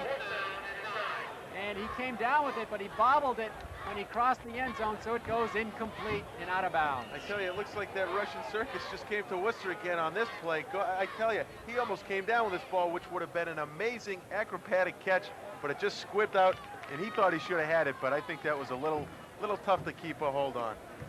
And even if he did have it, he was out of bounds at that point, but it did squirt loose at the very last moment. There he is, Mike Giroux. And now Brown will try a field goal. This is Stephen Linz, and Brown maybe has taken too much time. Yes, the 25-second clock has expired. This will not help Brown, who's lining up for a 40-yard attempt. If they stay with it, it'll be a 45-yard field goal attempt. Stephen Linz. Schumiller yelling out some strategy on the sidelines. And they will still go for the field goal attempt. Stephen Linz is standing at his 38. He'll step up to the 35, so it'll be a 45-yard attempt. He's a sidewinder, a left-footed kicker. Here's the kick. It's going to be short and wide to the right. And it drops into the letter S on the Holy Cross end zone. It was neatly painted for this ball game. So Holy Cross takes over, but there appears to be a official's timeout on the field. We don't see a flag down. So the ball will go over on downs to Holy Cross, I do believe. I believe Maury Bonner got in and got a hand on that kick as Stephen Linz is holding his left knee, which is probably evident of Maury Bonner getting in and stopping his leg motion, and that could be another blow to the Brown team, who's been devastated by injuries in the first half. And there goes Linz off the field. Kind of unusual to see a place kicker wear big number 99. You know, he's wearing that number 99, and I said when they get the penalty, a guy wearing number 99 is not going to say, you know, he's not going to come off the field. He's going to say, hey, let me kick it. And there's the stalemate. There's the stone wall, the Holy Cross defensive front. Tim Downing, along with Rich Flotto and Dave Murphy.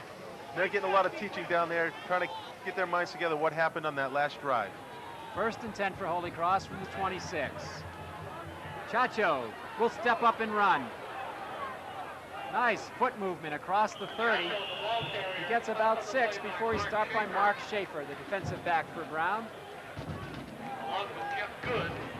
Chacho getting plenty of protection in his own backfield. Stepped up and ran it for the pickup of 6. 2nd and 4 for Holy Cross as we take another look at Tom Chacho. Well, one thing, everyone knows Tom Chacho is a great thrower and Joe Segretti is a great runner. A lot of people forget that Tom Chacho can run the football. And as you see there, he's an effective running back for Holy Cross. Chacho with 117 yards on the season, hands off to Fuller. Fuller across the 35. Did he hang on? He hangs on to the football and gets a 1st down. Out across the 35, the Brown Bear and the Crusader having a little fencing match. That's unfair. The Crusader has got a sword. You're going to see Jerome Fuller, who is only a sophomore, really, again, another player coming of age for Holy Cross. This is something you can't teach. You can't teach a guy to put his head down and run over a defensive back. Great effort by Jerome Fuller. Only a sophomore from Waltham, Mass. As we come back to the live action. Chacho to Randy Pedro outside the 40, still on his feet. Across the 45-yard line. Well, that's why the pros like him. The way he can hang on to that football after the catch. Well, Randy's nickname is Big Earl, and I guess you're going to get a shot here. You can see how big his thighs are. Very similar to Earl Campbell, and I guarantee it's going to take 3, 4, maybe 5 guys to get him down when he catches the football. Tremendous leg strength by Randy Pedro, and that's something the pro scouts really look for. It's a guy like Randy, good hands, good leg strength. 6'3", 235 pounds from the Bronx, New York. 2nd and short for Holy Cross. Fuller sweeps to the left, picks his hole, and fumbles the football, and Brown has it. So both Crusader running backs, Segretti and Fuller, have fumbled. This one is recovered by Pat Allman, the fine defensive back for Brown. Well, Jerome Fuller, only being a sophomore, he took a pretty good hit down there, and the ball squirted loose, and And unfortunately, Holy Cross is being haunted by turnovers when they get good field position. But you see Jerome just did a nice job picking through, and number 54 just stripped the ball away. Brad Sidwell just reached in and stripped it away. Brown came up to recovery. So Holy Cross with 3 turnovers, 2 via fumbles, 1 through the air, and Brown also has a turnover through the air, and the Bears, speaking of them, call a timeout. Holy Cross leading it 14-0 from Fitton Field. Crusaders scored twice in the second quarter within 1 minute and 40 seconds of each other, following a scoreless first quarter. Don't forget to watch the Holy Cross football show here on TV 28. Join Mr. Entertainment, Bob Foraker, with head coach Mark Duffner, as they'll review this game and preview the Northeastern game Wednesday at 8:30, Thursdays at 8 o'clock on Greater Media TV 28. Okay, I don't know if you caught the show last week, but I was talking to Coach Bob Braley, who was on, and he wants to rename the show the Randy Pedro Show. As Randy went on and kind of took the show over and did a great job. And it just shows you what a personal kid he is on the field and off. Okay, it's nice to be with you live. Pete Royce and Jim Andrioli from the Fitton Field press box, right above our TV 28 banner. As we come back, 4:38 to go in the half. 1st and 10 for Brown. The ball is going to be a flea flicker, and I'll tell you, that was put up by Bill Evans. I don't know how many passes he's thrown in his career, but that was not one of his better ones, as he hit a dying quail on the far sidelines and out of bounds. Well, that was a one-wing mallard flying around out there today. That ball didn't even get into the field. As you see, they tried to run the halfback pass, and I don't think he was built to throw the football. As you see him release it, and boy, that's a sad-looking pass he threw. Well, in all fairness to him, he was hit just as he released by Tim Downing. Goes incomplete. 2nd and 10 from the 42 of Holy Cross. Willis throws it up again. He's got Giroux wide open at the 20, 15, 14, 13, 12-yard line. Goes Mike Giroux, the wide receiver on the play. Giroux, the leading pass receiver for Brown, averaging 15.7 yards per catch. He did not hurt his numbers with this one. Well, Willis takes about an 8-yard drop and says, this is how you throw a football, as he lays it right into Giroux. Big pickup, and that's what Brown needs to do, is get the ball downfield and try to cut this Holy Cross zone defense in half. That's when they're least effective, is when you run people between the zones, as Brown did there to pick up the first down. 1st and 10 from the 12-yard line of Holy Cross. Hand up, going to Clark. Clark is going to throw back for the touchdown. Mike Lenkaitis hauled it in. Danny Clark was inserted on the play as a wideout. He got the pitch and he threw to Lenkaitis.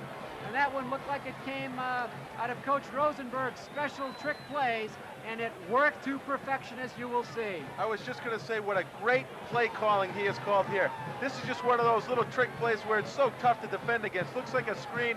They stop and turn it across the grain, and it looks like Darren Darrington and Matt Fraz got caught a little bit off guard.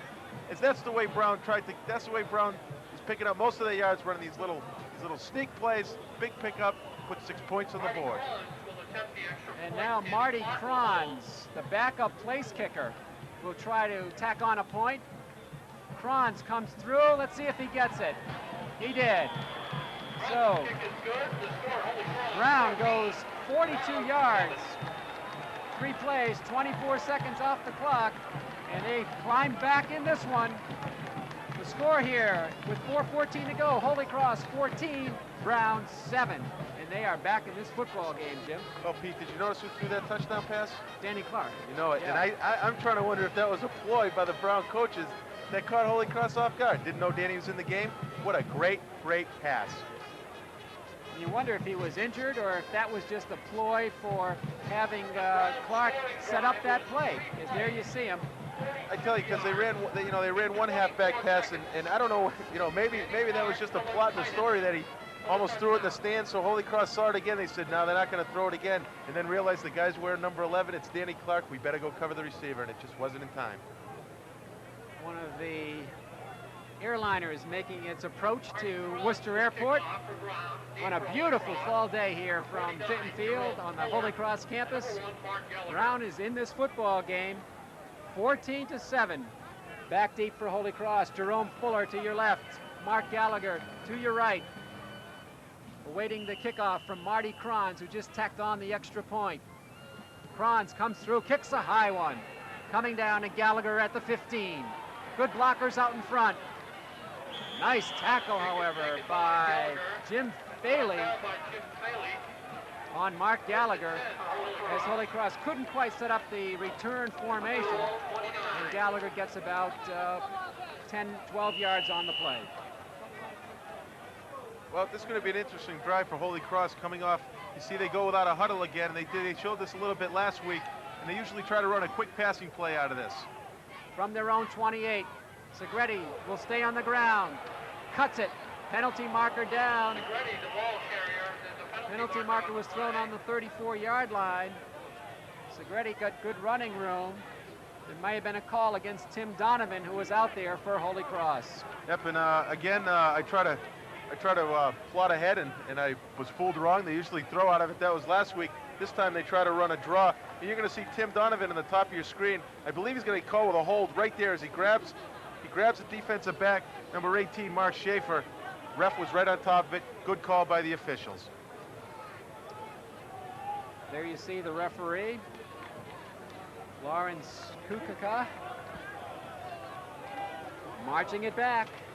Big one against Holy Cross, all the way down to the 24-yard line of the Crusaders. So the big gain by Segretti gets nullified. We'll play it over again. There you see number 26, Dave Murphy. We had a chance to chat with him yesterday, and we'll have that tape interview for you at halftime. You'll hear about his connection to the Jimmy Rogers, the Celtics head coach, to his family. Segretti, again, looks like he lost some footing as he came up near the 30-yard line. Pat Ullman making the stop defensively, the leading tackler on the season for the Brown Bears. Called it a 6-yard pickup before Ullman stopped down Segretti. And it's 2nd down and 10 for Holy Cross. There's your time left, under 3:30 to go, and your score. Hey, the Brown defense has done a great job today. They've risen to every occasion that's presented them, except for maybe one long pass. And Holy Cross got to get the ball down the field. 3:15 to go now. Chacho, 2nd and 10. Good protection. He'll step up and run. He needs to get to the 40. He does. He takes about 3 crunching blows, and he's finally brought down by Steve Kapfer, but not until he gets the 1st down pickup. Tom Chacho with a great run. These fans have plenty to cheer about on the sophomore run, Tom Chacho. Again, you're going to see Tom. I think Tom was looking deep there, and the offensive line opened up a nice big pocket for Chach just to give a running outlet just in case he couldn't connect deep. And there you see it, he picks up the 1st down.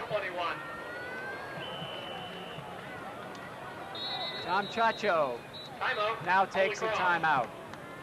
So the Crusaders not yet clicking on all cylinders. Come over, and Coach Dan Allen will have a few words to say. Tom Chacho. Crusaders on top. And with those 2 TDs, they keep that string alive. Going back a long time before a shutout. And Division I AA, done pretty well there too. Oh, I tell you, they just run into a great string of football. You know, you just can't say enough about the reins of Coach Carter and Mark Duffner, and they put great teams together. They put a great bunch of kids together, and they just find a way to win. Holy Cross cheerleaders performing here at Fitton Field. They have some co-captains too. That's Ann Zecca and Robin Latessa. 1st and 10 from the 43. 2:49 to go. 1st and 10 for Holy Cross from their own 43. Tim Donovan in motion for the Crusaders. Segretti. Cross midfield. And he fights his way down to the 46-yard line. Good hard-nosed run by Joe Segretti for John Francis. The defensive back who already has an interception on the afternoon stopped Jolton Joe. Well, that time the Holy Cross offensive line came out with wide splits. They usually take about 1 to 2 foot splits. That time they're about 3 to 4 foot splits. Spread out the Brown defense. and hit them inside for a big gain. Time winding down, 2.5 minutes to go first half. Holy Cross leading it 14-7. Fred Givens gets the quick look in. So Holy Cross can go to a number of receivers, and that time it was Givens who got the call and the reception. That was a great call by Tom Chacho, who checked off on the line. He saw that Brown into a 3-4 defense. Nobody could match up with Givens. He hit him quick across the middle for an 8-yard gain. Down to the 37-yard line. 2nd and 2. 3 wideouts flood the right side. Lewis to the left. Segretti on his feet, stumbling inside the 30. Nice tackle by Greg Patrick. Falling down Joe Segretti. Up for the first down, and now Joe Segretti is over 2,000 yards. And only 3 other Crusaders have done it. Joe Segretti has the fans rising to their feet here at Fitton Field. 1st and 10 for Holy Cross. Gallagher inside the 20. Mark Gallagher almost broke it all the way. He couldn't get through that final tier of defenders led by Greg Fulmer for Brown. One thing I got to point out, Coach Dan Allen is making this drive happen. The play selection he has called the last 4 or 5 plays have been probably in perfect sequence. He's hitting quick screens, he's hitting quick pop passes, running draws, running them wide. Great play calling by the Holy Cross brain trust of the offense, Danny Allen. 13-yard pickup for Segretti to get over 2,000 yards in his career. Chacho to Segretti again, and he's caught from behind for a loss. Nice defensive play by Jeff Good. Good makes the stop. There's the Holy Cross offensive coordinator. Stop by Good, 6'1" defensive back from Mesquite, Texas. Loss of 2 on the play. As you see, Coach Allen also sends in the offensive play, via hand signals, and that's a tough job. You're trying to get the play from up in the box where it comes from, be it one of the offensive coaches that are up high with us, and they get it down to the field, and then they got to relay it with hand signals, and that's quite a complicated process, but he looks like he's got it mastered. Under a minute to go in the half. Holy Cross trying to get some more points up. Chacho with that good protection again. Left corner of the end zone. Donovan, touchdown!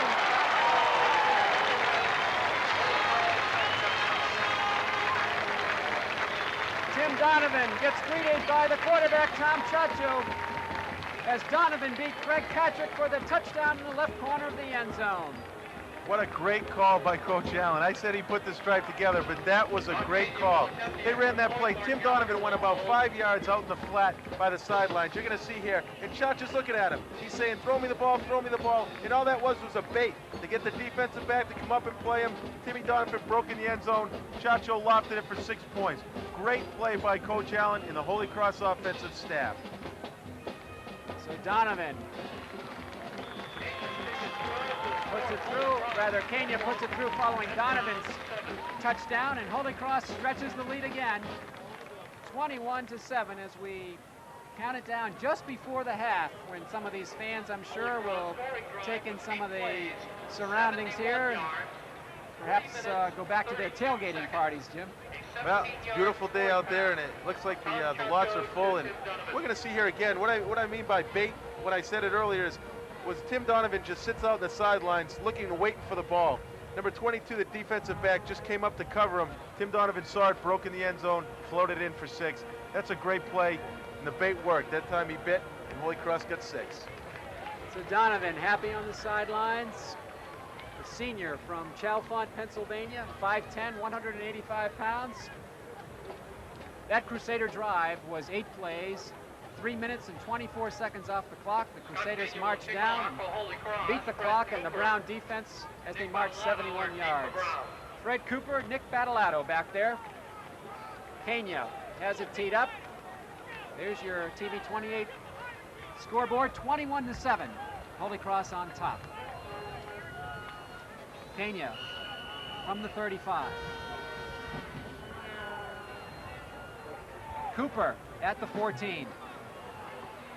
And Cooper in the open field is hauled down. And again, Maury Bonner. Well, there's another stripe or star on his helmet, Jim.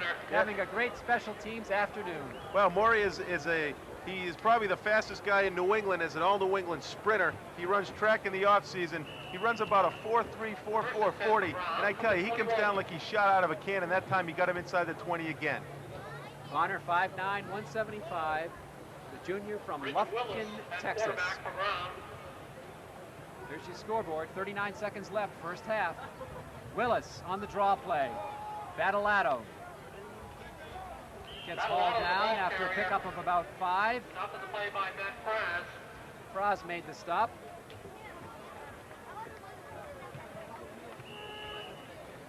And Brown, let's see if they get another play off. Under 20 seconds to go as Coach Mark Duffner sends someone back into the huddle in case Brown runs a quick play.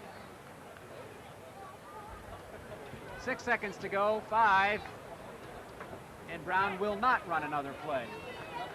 And the first half is over. Well, it's not been easy, but Holy Cross has opened up a 14-point lead. They led 14-0, and it was 14-7. Now at halftime, it's 21-7. The Crusaders leading the visitors from Providence, Rhode Island. We'll be back, and we'll be chatting via videotape with our cornerback for Holy Cross, Dave Murphy.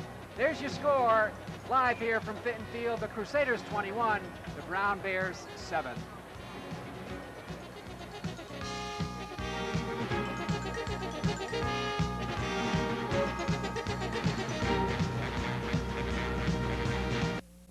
Worcester tonight. Holy Cross leads Brown. There's your score, 21-7 at halftime here from Fitton Field on the Holy Cross campus on an absolutely gorgeous day, the last weekend of October here in 1989. Well, yesterday I had a chance to talk to the Star Crusader cornerback, Dave Murphy, the 6-foot, 190-pound cornerback out of Walpole, Mass, and he covered a lot of topics. And these fans have enjoyed this action, and you've enjoyed the play of Dave Murphy, who is our halftime guest here today. This is Pete Royce back here at Fitton Field on the campus of Holy Cross at halftime of our game with Brown, now joined by Crusader All-American candidate cornerback Dave Murphy. And Dave, it hardly seems possible that your senior year is almost gone. I know, Pete. I can't believe it. We have 2 more games left on Fitton Field here. It's been a great 3.5 years. Hopefully the complete 4 years will really be great. We're going to come out, we're coming out today with a big game, and hopefully we'll be able to come out with a W, because it's great to play in Fitton, it's great to play in Worcester, and it's great to be home. Dave, you've got all those interception records. You keep track of all those things? Sometimes I think my parents and some of the guys on the teams keep track of it more than I do. I think about it more in the off season than I do probably during the season, because it gets away from me. The game, if I'm thinking about the interceptions, it takes away from my game a little bit. It was nice earlier in the year to break the 1AA record, because that kind of got it out of the way, and it was in some ways it was more of a relief than anything. People talk about your last interception. Do you remember your first?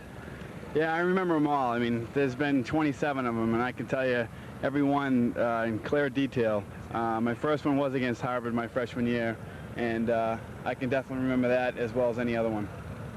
What are some of those that stand out for you? Obviously, the one that broke the 1AA record is probably the one that stands out the most. I think the other ones that stand out are probably the ones where I've gotten bunches, like against Harvard. I hit 3 that game. That was great to get 3 in one game, and then the games where I've been able to get 2, in pairs. And I think when we played Villanova 2 years ago on national TV, I got one, and that was great to do. Can you break down your technique a little bit on how you go for the interception? Well, basically, what I do is I try to prepare during the week mentally for each team we're playing.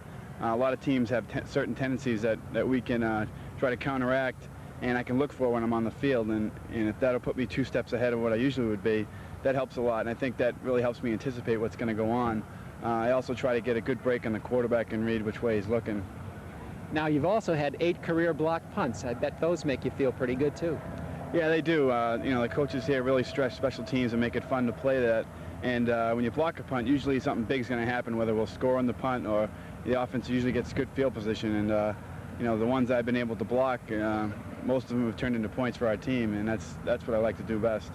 You played defense at Holy Cross, but when you first came, preseason drills, freshman year, you were an offensive player. Yeah, I was. I was recruited mainly as a wide receiver. I played both ways in high school, and when I got here, there was a need for a defensive back, and you know, Gordy Lockbaum was going both ways, and they needed someone to spell him when I was a freshman. And Coach Coyle, the defensive back coach, really got on me early and made me realize that I had to be ready to play. And that's how it started out. It was mainly, you know, backing up Gordy and spelling him, and then as he got moved to another position because of an injury, and then I got a chance to start. Do you remember much from your high school days? Yeah, I still do. You know, I played at Walpole High, you know, locally about an hour away, and I played with some great players in high school. You know, Matt Rogers, who's the son of head coach Jimmy Rogers for the Celtics, who now plays at Iowa, and he was our quarterback.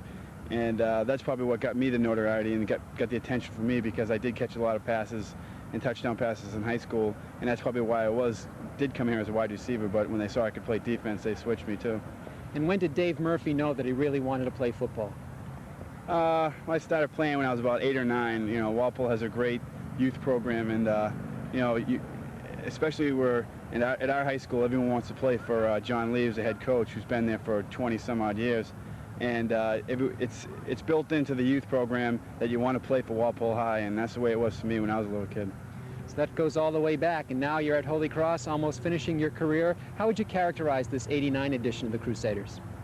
I would definitely characterize it as having a great team character. I think this year we've shown that we've been able to come from behind.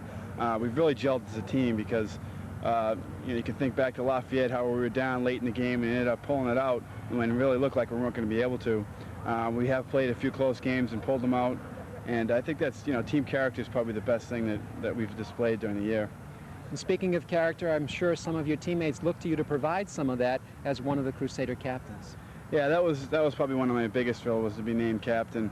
You can say all you want about like postseason honors and this and that, but when you get an honor like that that's given by your peers, and they give me, you know, the confidence that they believe in me to lead them, you know, there's no better feeling than that. If you happen to have the fortune of being drafted by the NFL and had a chance to play, what would your reaction to that be? Well, you know, you'd have to give it a shot. I mean, every kid dreams of playing in the National Football League. It would be a dream come true for me. You know, I have to keep it in perspective, because there's a lot of great players out there that haven't made it. If the opportunity does arise, and you know, I'll definitely give it a shot. But I'll worry about that at the end of the season, depending on what kind of year I have and what kind of year the team has. And then probably over the winter, I'll think about it more, and hopefully in the spring, some teams will show a little more interest by talking to me and maybe picking me up. Who are some of the people that you've looked up to here in your 4 years at Holy Cross? I think, you know, Coach Duffner and you know, all the other coaches have really been a great inspiration for me, because they've taught me what it's like to be a man first, and then, you know, rather than be a football player, they look at you as a person more so than a football player, and that's what I liked when I was recruited. Since I've been here, I've met a lot of people. You know, the chaplain's office, I'm really good friends with Father Michael Ford, who's the assistant chaplain of the school, and he's been a great inspiration for me. As well as the friends I've met here. My roommate Chris Sullivan is my best friend, and I've learned a lot from him. And you know, the 4 years here have been a great experience, and I'm thrilled that I went here, and I have no regrets for going here at all. And finally, Dave, once you hang up the cleats for the final time, what kind of career are you looking forward to beyond football? Well, this past summer, I worked in Boston for a commercial real estate broker. I did like that. I like that a lot, but I'm not sure whether I'm going to get involved with that. Right now, I'm working in Worcester at Shawmut Bank with an internship with school here, and whether I want to get involved with banking is one thing, but you know, I'm going to see what happens in the spring. I'm going to interview and then see what happens in football. We'll see what happens there.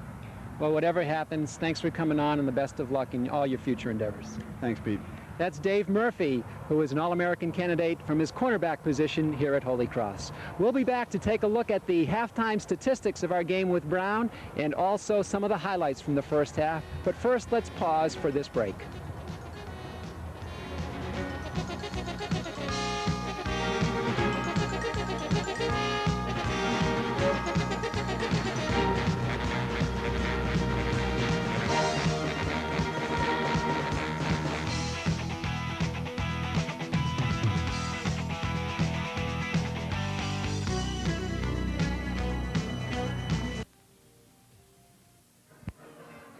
Pete Royce and Jim Andrioli live from Fitton Field. There's your halftime stats, Jim. Well, you're going to see first downs. Holy Cross way out in advantage, 7-12. Rushing yards, Holy Cross has done a great job on the ground. But again, Brown's only held them to 105 yards.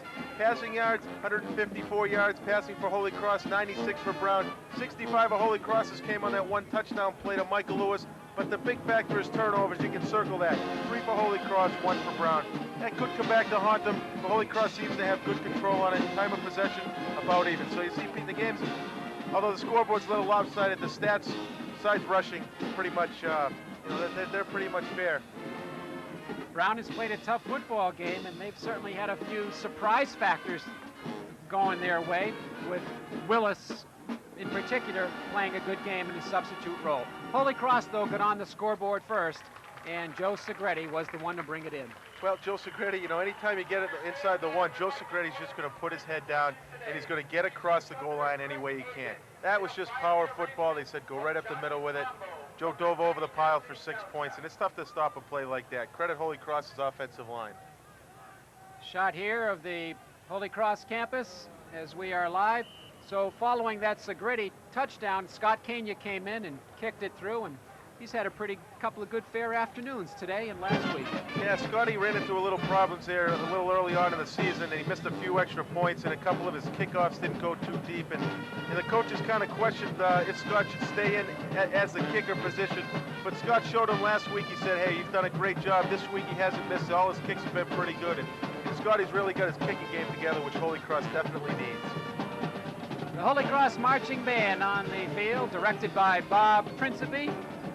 And the band was cheering when Chacho found wideout Michael Lewis earlier. I tell you, this play was great. Chacho was looking for him all the way, and he just laid the ball out.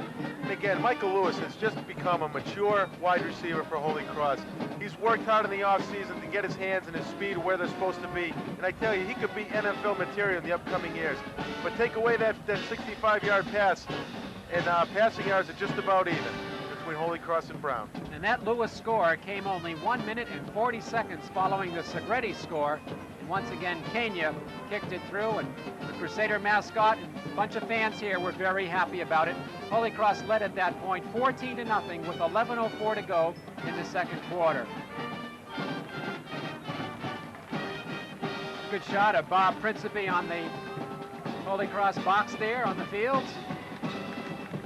Done a fine job with nearly 50 performers in the Holy Cross Marching Band. He's really ratcheted that band up a few notches over the last few years, Jim. Oh, one of the great things about practicing up on top of the Heart Center is at night you hear the band come up about 6 o'clock to practice. And I tell you, it's almost like you can hear them all the way across Worcester. They've done a great job, and you can hear them through the game, and they really get the crowd going. You give Bob Principe credit for getting that band together. Well, Holy Cross led 14-0, and then some razzle-dazzle put Brown on the board. I tell you, Dan Clark, I don't know if anyone knew he was in the game, and I don't know if this was just a series of events that Brown set up. And he just threw a great ball across the grain. He caught Matt Praz and Darren Darrington out of position, and it comes to see that might have been a storybook. The 3 plays before, where the halfback threw the ball, almost threw it in the stands, and that could have been a little ploy on Brown's part, and well, that's something only the coaches will know. It was Mike Lankaitis on the tail end of it for the score, and then the extra point was kicked through by Marty Kranz, and that brought Brown back to the score of 14-7 with still 4:14 to go in the second quarter. So Brown closed to within 7 of the Crusaders, but Holy Cross still had its hands on the football one more time. Well, again, this drive that Holy Cross put together, I have to give credit to the offensive coordinators. They just put together some great plays, especially this one. A little look-in bait pattern by Timmy Donovan and Chacho. That was run picture perfect. You can't blame the defensive back. He thought they'd throw it short. They threw it long for 6. Holy Cross is up 21-7 at half. Donovan goes 17 yards with that score. Holy Cross, following the Kania kick, made it 21-7, and that's where we are at halftime. Chacho having a good day, as usual, 11 for 16, 154 yards, 2 touchdowns, and 1 interception. Let's take a break. We're at halftime. We're just about ready to tee off the third quarter. We'll be back to Fitton Field right after we pause for this.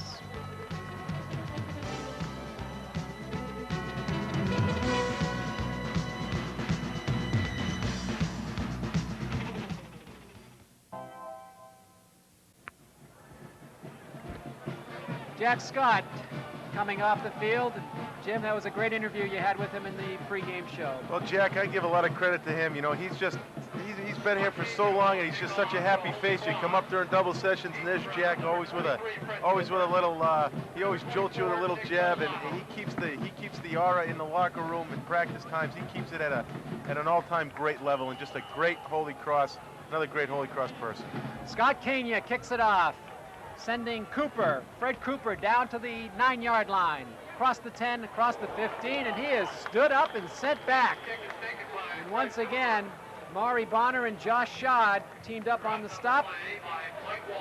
And Mike Walsh was also in there on the Crusader special team unit. Tom Chacho getting ready to throw some more in the second half when his team comes back on offense a little bit later. I tell you, on that kickoff return, I almost had a blink. I saw number 15 down there put a big stick on the receiver, and last year that number 15 was Jeff Wiley, so it's different to see 15 down making hits on the kickoff. Willis at quarterback.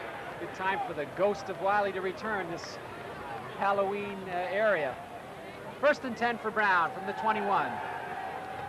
Backpedaling is Willis over the middle, and it's complete. Willis' pass, complete to Jeff Abler. That was Jeff Abler calling it in, a pickup of about 7 before Craig Callahan made the stop. Let's call it more of a 5-yard pickup, as you'll see. Well, it was a good conservative pass by Brown, but you're going to see these two, Chris Maruca and Callahan, they tag team on more tackles, and I wouldn't want to be in the middle between those two when they come in from 5 yards apart. That's got to hurt when you get hit like that hard. Callahan, Colonial Co-Defensive Player of the Week last week, and Crusader Player of the Week defensively.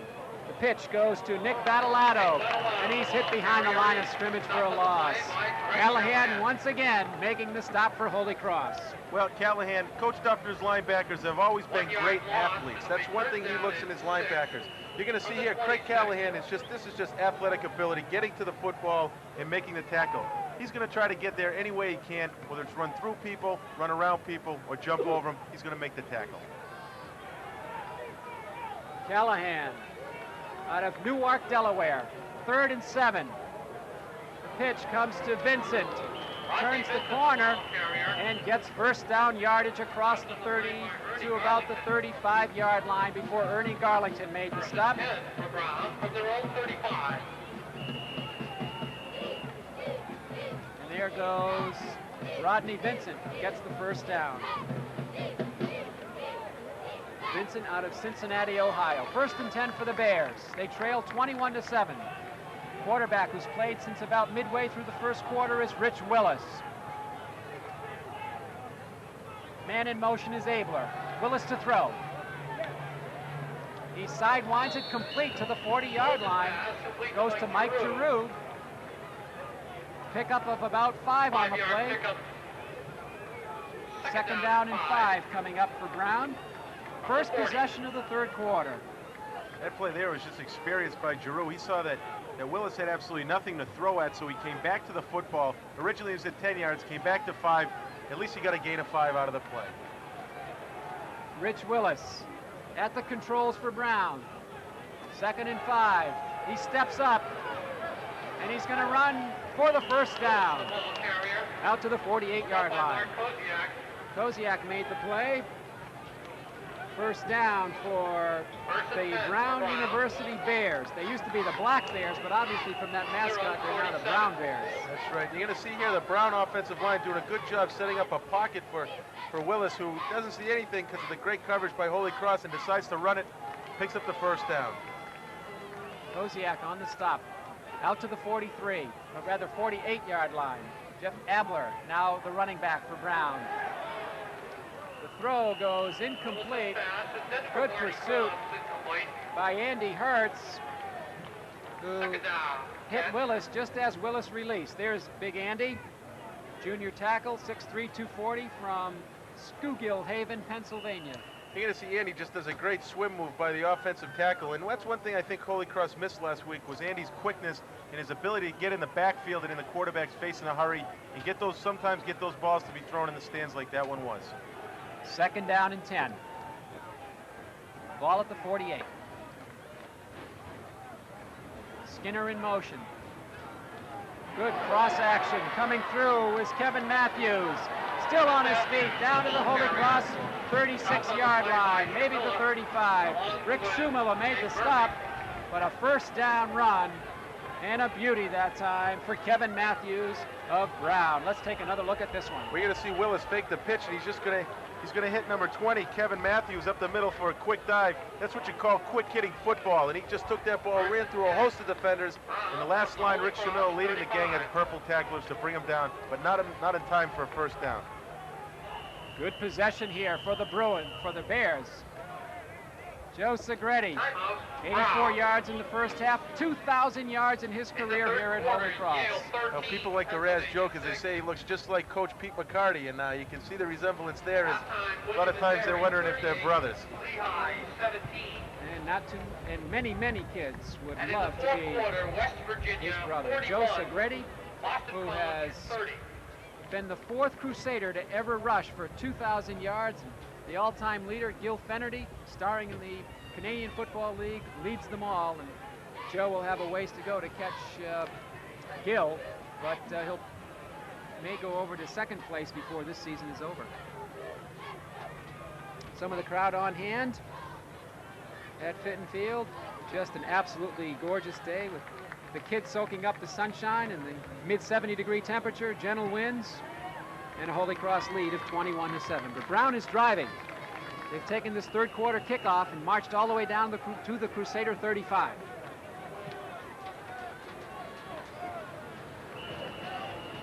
Jim Radigan, the tight end, goes wide to the right. 2 backs, now behind Willis. Now in motion goes Hall. Pitch comes back to Battalato. He cuts it back. He's in the open. He may go all the way. Battalato is going to be stopped at about the 1-yard line. Nick Battalato from the 35-yard line comes down to the 1. 34-yard run by the leading ground gainer on the season, Nick Battalato. Let's take another look. What a great play by the Brown offensive line. You're going to see the 2 guards pull and just clean up any straight blockers. But Battalato, with his great ability, is able to cut back and get through the defenders of Holy Cross. And that is a big play. Running out of 2 tight ends, they know they're going to run the ball, but Brown still was able to get a big pickup. First and goal to 1. The stop finally made by Dave Murphy. We come back live. First and goal from the 1. Brown knocking on the door. They trail 21-7. The handoff to Caldwell. Touchdown, Brown. Wayman Caldwell diving into the end zone.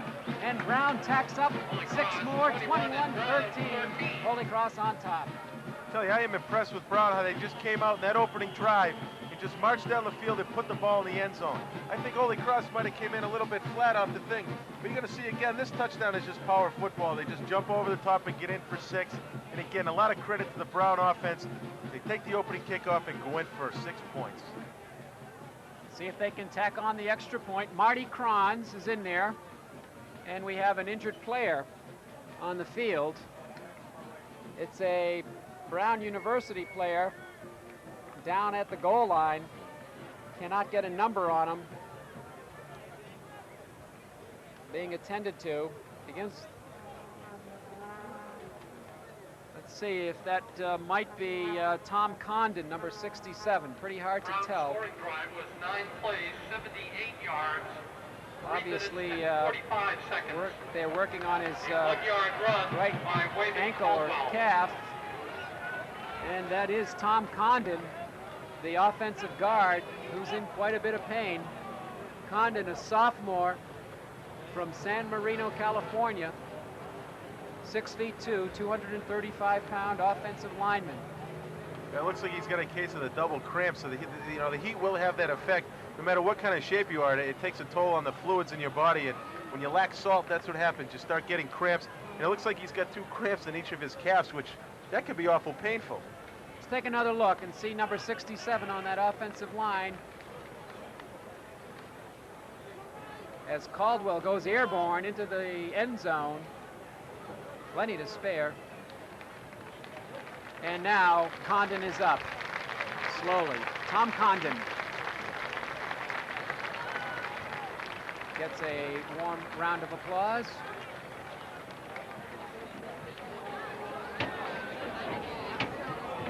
So Brown closing in, 21-13. Chance to tack on an extra point. Marty Cron will attempt the extra point. Their starting place kicker, Stephen Linz, went out with an injury in the first half, and here's Kranz trying for his second point after touchdown. High snap, they get it down, the kick is no good. It's no good, and let's see if that becomes a factor later on in the game. The rush was put on by Dave Murphy, and the high snap, which you'll see again, may have had something to do with this errant kick. And Dan Clark did a great job to get this ball down, but again, a high snap throws off the timing of the kicker, and he had to wait for the ball to come down, and it looks like he just stepped by the ball, and you can see he didn't get a good leg extension, and it looks like he pulled the ball off to the left, and being a backup kicker, you really don't get too many opportunities as you see the big brown bear stalking the field. So that wide extra point could be a factor. We'll see what happens later on in this half. The high snap, the culprit, setting off the timing of backup kicker Marty Kranz. 21-13. Scoring drive for Brown. 78 yards, 9 plays, 3 minutes, 40 seconds off the clock. Good way to start the third quarter for Coach John Rosenberg and Marty Kranz and the rest of the Brown University Bears. Pete McCarty, you talked about him a moment ago, having a word with the official.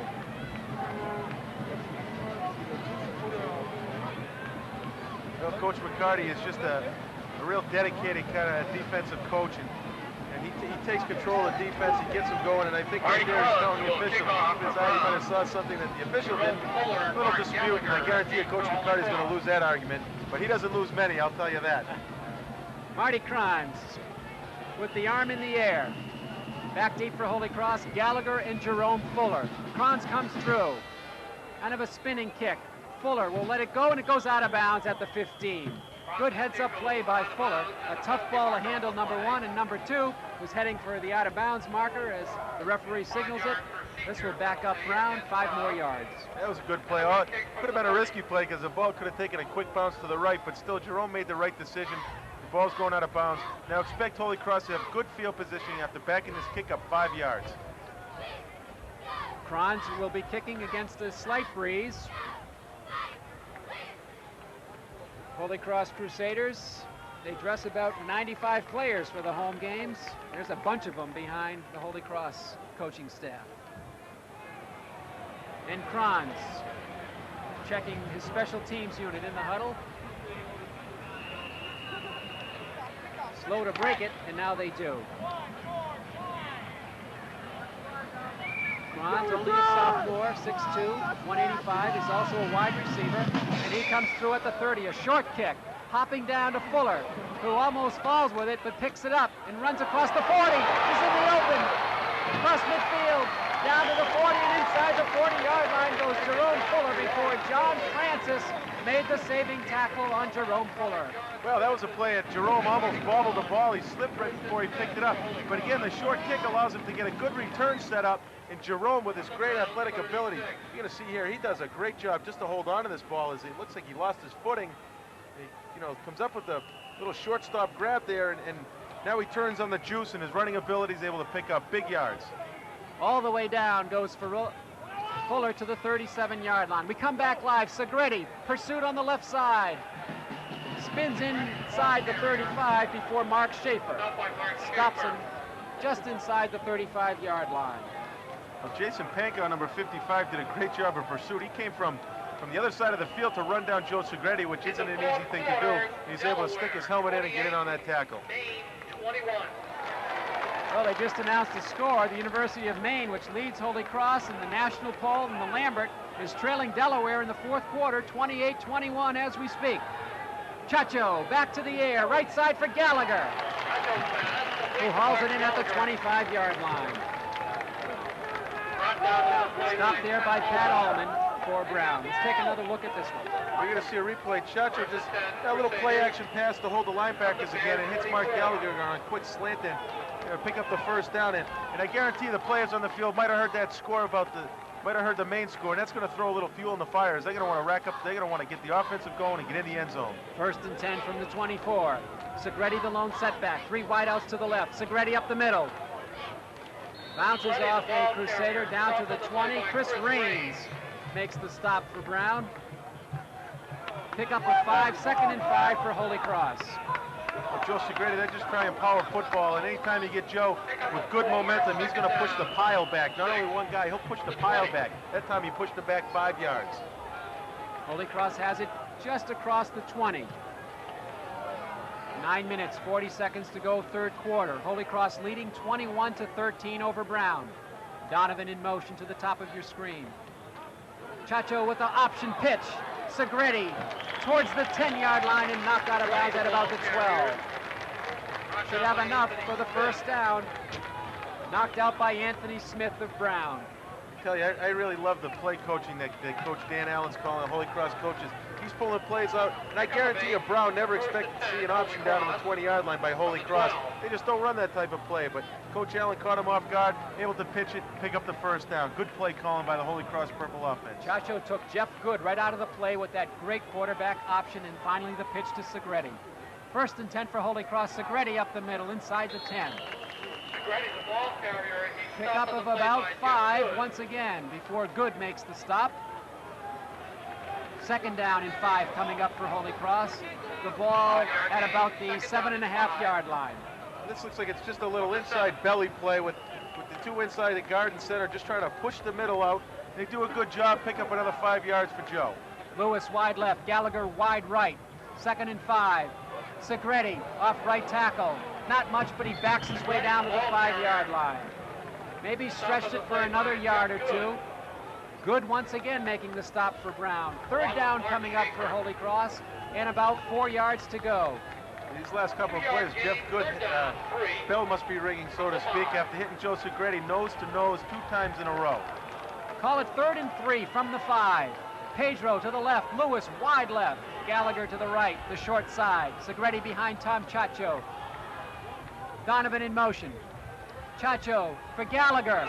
The 5, the 4, the 3, the 2, the 1, the touchdown! It didn't look like he had enough room there, but Gallagher, Mr. Excitement, made it happen, and he gets 6 more for Holy Cross.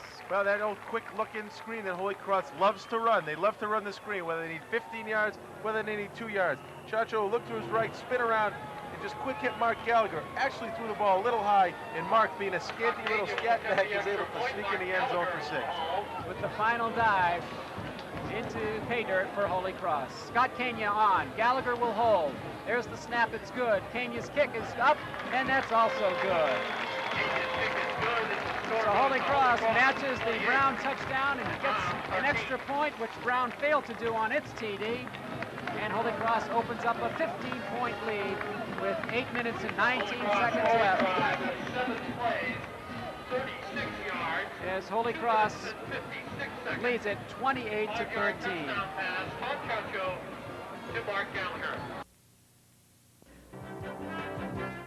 36 yards.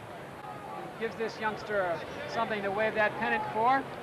7 plays, 2 minutes, 56 seconds off the clock. 7 points on the scoreboard.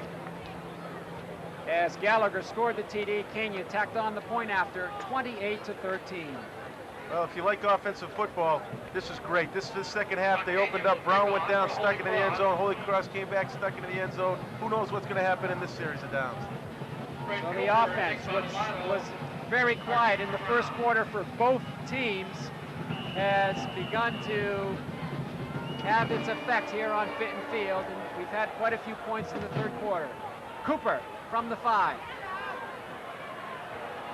And he's hemmed in just across the 15. Josh Schad was there. Also there was Chris Kovac for Holy Cross.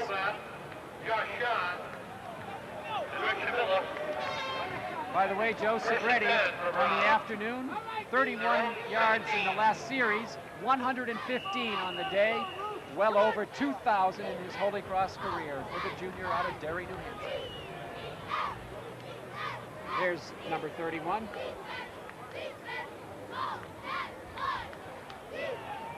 First and 10 for Brown from their own 17.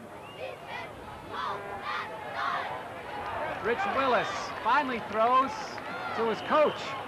who catches it on the far sideline. Well, we've had an official who dropped one, and now a coach who calls it in. Still managing to keep the papers in his hands. We'll see Willis, who didn't look like he was going to throw it. Good Holy Cross coverage, and Willis just throws it away. Yeah, Willis was running for his life from Mark Koziak, and I wonder if that's a wide receiver coach that pulled that down. Pretty good catch, good hands. Maybe in uniform next week. Holy Cross coaching, Dan Allen. That porcelain board. Holy Cross O-line. 2nd down and 10. Jeff Abler, the running back, in there now. The rush is on Willis, and he is crunched by Tim Downing. Tim Downing with the sack. Big junior from Dedham, Mass. Hauls down Rich Willis for the loss on the play. Well, there's no doubt that Holy Cross, after Brown took that opening kickoff in the second half, went in and scored, Holy Cross slapped themselves in the face and said, hey, let's wake up. And I tell you, they've cut out in their offensive possession and a great drive. In this defensive series, they've done a great job with a lot of pressure. That play by Downing sets Brown back to its own 8-yard line. 3rd and 19 is what's facing the Brown Bears. Going against the sun in a slight breeze in the 3rd quarter. Draw play. No, fake draw. Willis still has it, and he throws it to Giroux, who makes the circus catch at the 30. And that's good enough for the 1st down. Well, 2 or 3 times today, Giroux has hauled it in for long passing yardage, and Giroux gets the reception in the 1st down on 3rd and 19. Again, same play. They catch Holy Cross in the zone, and Giroux just splits the zone. He runs behind the linebackers and in front of the defensive backs, right between the 2 zones. Willis just lays it in again for another big pickup. Same play where Giroux picked up the 15, 20 yards on the last reception he made. 1st and 10 for Brown from the 28.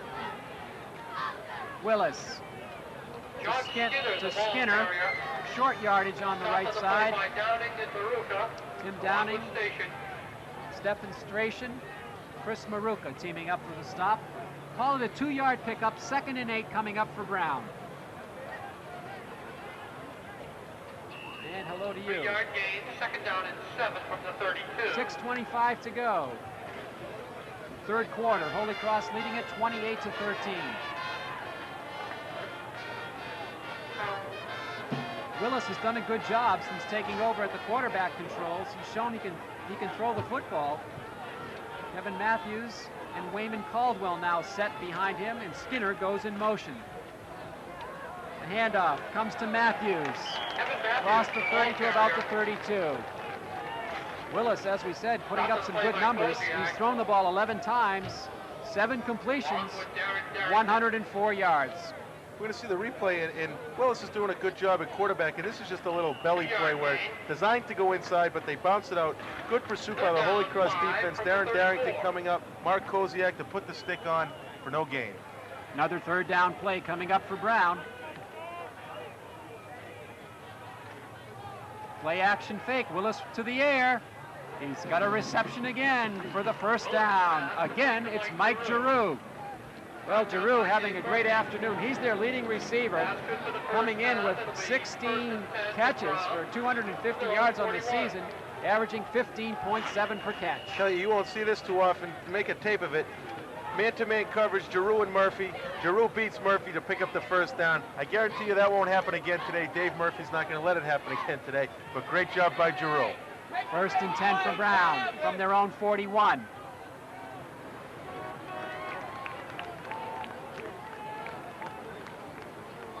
Handoff. Battalato reverses directions and has nowhere to go. Big Tim Downing met him. As Battalato could not go left, and Downing was waiting for him on the right side. Well, being a running back, you're going to see Battalato starts off to his left. He sees absolutely nothing, figures a turnaround, and hello, here he is.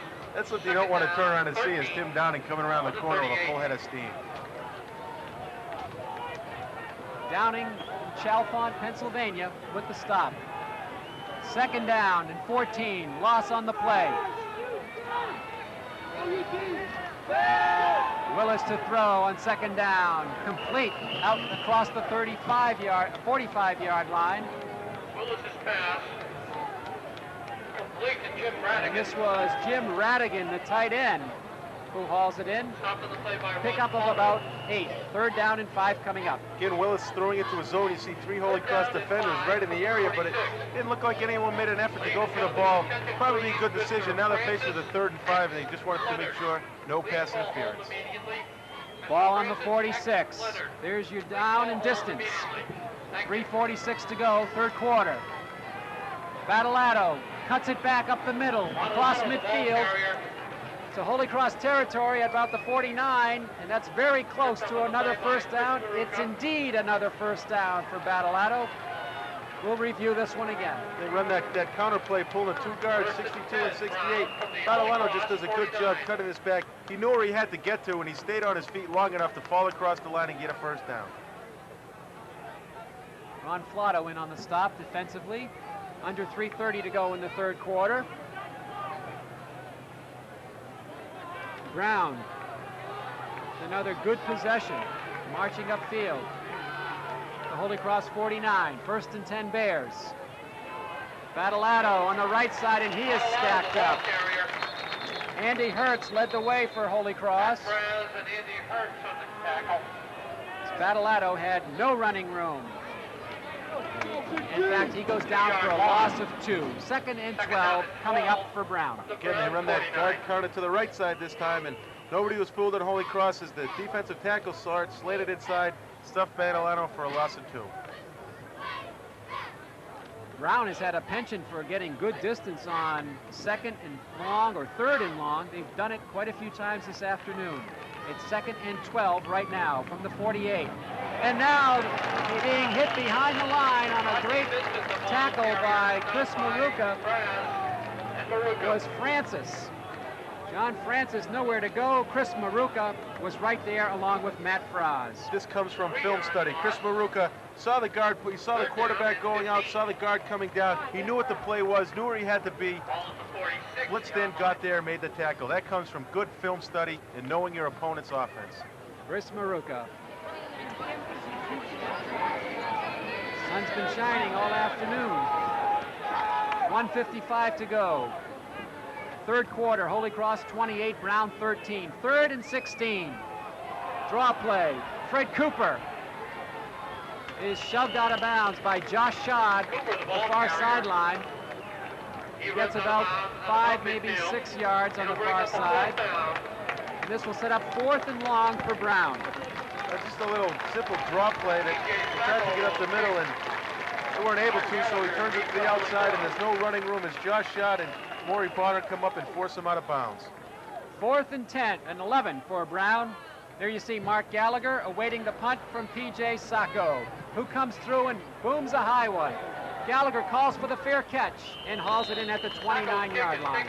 Gallagher at the 30-yard line. Holy Cross. So Sacco hit it high, and Gallagher made the fair catch. That punt only went 20 yards from scrimmage. And we're happy you're with us as we come to you live today from Fitton Field over Greater Media Cable TV 28 in Worcester. Tom Chacho leading the Crusader offense. 1st and 10 from the 20. Chacho gets by a defender and will run it up across the 30. Couldn't quite get away and goes out of bounds at about the 33-yard line. Nice pursuit by Greg Patrick. It was good. You got to credit that down to the Brown defensive backs. Basically just shut down the Holy Cross receivers. And Chacho had nowhere to go but to duck it and try to pick up 4 or 5 on his own, which he did. Chris Maruka gets toweled off and takes a seat alongside Ron Flotto. Chacho got 3 yards on the play. Now faces 2nd and 7. Chacho. Good protection again. Now he throws it back. Pedro can't hold on, but a penalty marker is down. The coverage was by Steve Kapfer. There was a penalty marker on the play as Pedro got one hand on it but couldn't hold on. Believe it'll be defensive pass interferences. Defensive back, you're going to see here, had his hand on Randy's back.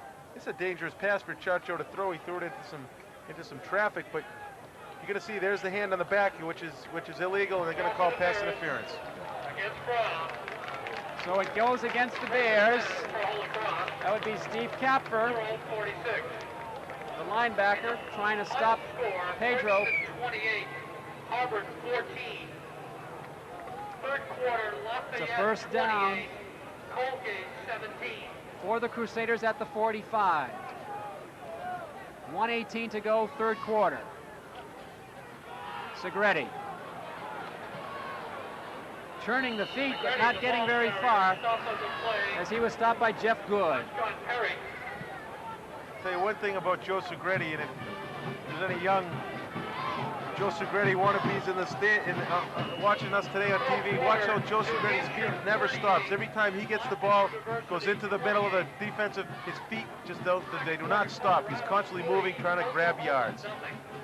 No gain on that play, however. Second down and 10 from the 45 of Holy Cross. Under a minute to go, third quarter. Chacho has it intercepted. Throws it to Pat Allman, who comes back across the 40, inside the 40 to the 35-yard line. Allman was right there. Fumbled at the end, but the play had been blown dead. There's Allman going off. What a day for the sophomore free safety for Brown. Let's take another look at his interception. Well, Pat Allman, he had this he read this like a book. He was way in front of the receiver. He stepped in front of Mark Gallagher, or is that Joe Riley? Just picked. I mean, that was just thrown right at him. He couldn't help but to keep it. Was indeed intended for Riley, and Allman brings it all the way back to the 37-yard line of Holy Cross. 33 seconds left in the third quarter. Brown facing the sun. Long count play. Play action fake. Willis throws it incomplete. Intended at the 20-yard line for Giroux. Intended for Mike Giroux. Incomplete. On the coverage for Holy Cross, Darrell Dees. Final score, West Virginia 44, Boston College 30. There's Giroux going off. He's had a great afternoon. With 6 minutes remaining, Delaware 35, Maine 21. There's the announcement again. Just you may have heard in the background, PA announcer Mike Parisi calling Delaware out in front of Maine, 35-21, with what, 6 minutes to go in that one? 6 minutes. Maine leading Holy Cross in both polls, the Lambert Cup and the Division I AA national ratings. It's intercepted. Fred Gibbons, Ernie Garlington's going to go down the sidelines all the way. Ernie Garlington on the deflection goes 65 yards with the interception.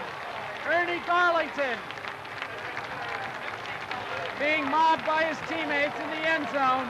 There he is, the senior free safety, 5'10", 190 from Waterbury, Connecticut, put 6 more for Holy Cross. I tell you, Ernie, that was a dream come true for Ernie. He was coming in on a lightning blitz. You're going to see number 78 for Holy Cross. I believe that was Bill Getzinger get in his face. The ball pops in the air. Ernie Garlington just grabs it. I don't even think he realized he had the ball until he got to the 40-yard line, turns on the speed, and goes in for 6. And what a great play for Ernie Garlington. Couldn't have happened to a greater guy, number 43. Call it a 55-yard interception return. Kenya's kick is up, and it's good. Following a tough snap from center, Gallagher got it down, and Kenya got it through. So Holy Cross finds a new way to score, and they mob Ernie Garlington. He's somewhere in the middle. There he is, getting the high fives. This deserves another look.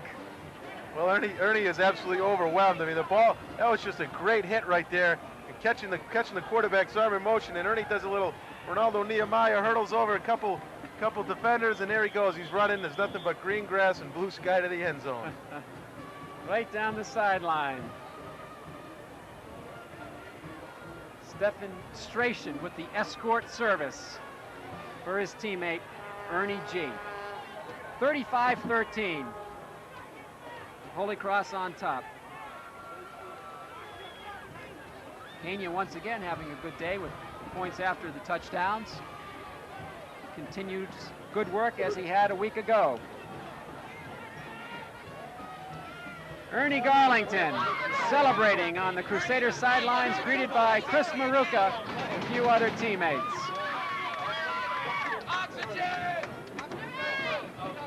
You hear a couple of guys yelling oxygen down there for Ernie. I don't know if that's whether Ernie's not in good shape, but I guarantee you he's in good shape. He liked it. Scott Kania backpedaling to his 28. Cooper and Battalato back deep for Brown. 18 seconds to go in the quarter. Here's Kania coming through. A high kick for Kania. Sends Cooper down to the 8. 15. And he's tripped up on nice coverage by Chris Kovac, the sophomore special teams unit player out of Brighton, Michigan. I think Holy Cross kickoff team has nailed Brown every time inside the 20, except for the one where they were penalized, and that's just a great job. That's things coaches just they really try to work on, and that's just a great job by the Holy Cross special teams units. And once again, Ernie Garlington still reliving the moments.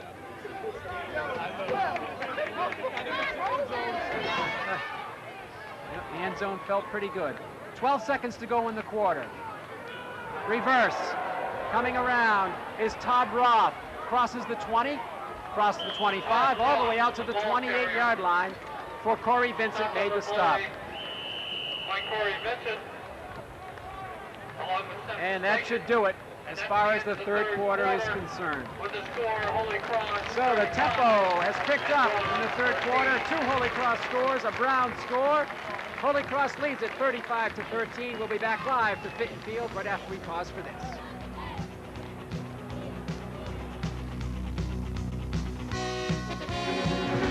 Perfect time in the moon, and I knew. Pete Royce, Jim Andrioli, back with you live from Fitton Field. Holy Cross on top, 35-13 as we start the fourth and final period. Kind of an interesting third quarter, Jim. Well, it sure was. There was a lot of action going on. They had some good drives, some good defensive play, and the quarter capped off by Ernie Garlington's interception for a touchdown. Brown takes over to start the fourth quarter from its own 28-yard line. Rich Willis, backup quarterback, directing the attack for John Rosenberg and the Brown Bears. Skinner in motion. Handoff, Kevin Matthews. Good run for Matthews. All the way out to the 35-yard line. Dave Murphy with the stop. First down for Brown. You're going to see this is that good old, looks like the Dallas Cowboys power play where they run the tight end up the middle, and that's just good power football to pick up the first down. Number 20, Kevin Matthews, on the big gain. He's their rambling runner. 8-yard pickup for Matthews. First and 10 for the Bears from their own 35. Willis, play action fake. Right side for Giroux. Near the first down marker. Calls it in. Coverage by Jim Grady. And let's see, there's a penalty marker down. The play came up about a yard shy of the first down sticks. The marker was back at the 33-yard line of Brown. We'll take another look, see what we can spot here. And this ball is thrown right on a line. You're going to see somewhere up in the top, I think it was right around Doug Rutherford, I believe. There was some action going on, and I guess they withdrew the flag, and they waved it off. No penalty, apparently. There was one lying on the field. They picked it up, waved it away. Pickup of 9 on the play. Giroux, Coach Duffner trying to find the right play, asking what exactly was that flag down there for. 2nd and 1 from the 44 of Brown. Willis starts, Skinner in motion, and now there is another flag down as Matthews got the handoff. And let's see if that 25-second clock had expired. There's the signal, delay of no illegal procedure against the Brown Bears, and this time they will be marched back 5 yards, so instead of 2nd and 1, it'll be 2nd down and 6. That's one thing a coach hates to see when they got a 2nd and 1. That's a chance to really try to light up the scoreboard with a long pass. You get it down a ways. Now be at 2nd and 6, they really can't do it. Today's schedule in the Colonial League, big one there, Colgate and Lafayette. William and Mary, Coach Duffner's alma mater, is at Lehigh down in Pennsylvania today. 2nd and 6. Giroux goes in motion. And he gets the pitch on the right sideline. Takes it across the 45 for the first down. Mike Giroux, happy about that reception. He started far left. He ended up far right for the first down. Well, Giroux does a great job here. This little quick screen, but watch Ron Filato do a little bear crawl to him just to nip his feet. He could have gained 4 or 5 more yards, but he did get enough for the first down. Good job by Giroux. So they overcome the penalty yardage, get a few more, another first down out to the 47.5-yard line. So take a look behind Wayman Caldwell, the running back. Caldwell, the ball carrier. Who brings it out across the 40, across midfield rather, to the Holy Cross 48. Josh Schad makes the stop along with Craig Callahan of Holy Cross. Tell you one thing about Brown, they haven't let up at all. Even though they're behind 35-13, they're still plugging ahead, trying to gain the yards. They really haven't laid down and given up yet, and that's a good sign of a very strong team. The Holy Cross 49. Chris Kovath in the Crusader defensive lineup as Rich Filato comes out on the play.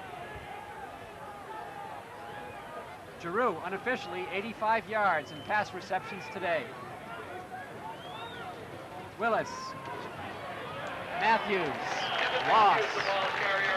Greg Callahan pulls him down behind the line of scrimmage. All right, can't fool that guy, 32. He saw that play. They tried to fake the quick pitch and hand it off inside, and Craig Callahan, with his great athletic ability, we're going to see here, they try to flip it, just dish it off inside. Craig Callahan beats his block and is able to hit him for a 3-yard loss. Callahan, 6'2", 230 from Newark, Delaware. 3rd and 9 now for the Bears from their 48.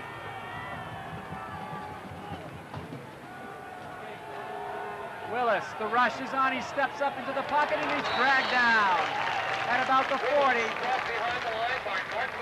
Mark Koziak making the stop for Holy Cross. Another loss on the play. Coach Schwakey's defensive line, the dogs as he calls them, are really putting a lot of pressure on him today. You're going to see 3, 4, 5 defensive linemen get in there, linebackers. They're putting all kinds of heat on Willis, and he just can't get away from Mark Koziak. Back live, P.J. Sacco has it blocked. Going in for the touchdown for Holy Cross is Dave Murphy. Murphy blocks it, his 9th block as a Crusader on punts, and he brings it in for the touchdown. So Murphy, who has not had a lot of interceptions the last couple of weeks, scores on the block punt. Well, that's so commonplace for Dave Murphy. He's their marked block man. When he gets free, they let him go after the block. That time, he didn't have to dive. He blocks it, has great athletic ability to pick up the football and just jaunt into the end zone to add 6 to Holy Cross's score. Dave Murphy brings Holy Cross 41 points on that play. Brings their total to 41, I should say. 41-13 as Scott Kania comes in for the point after. Kania's kick is up, and it is good. Back to hit the top of the scoreboard. 11 minutes, 42 seconds to go in the ball game.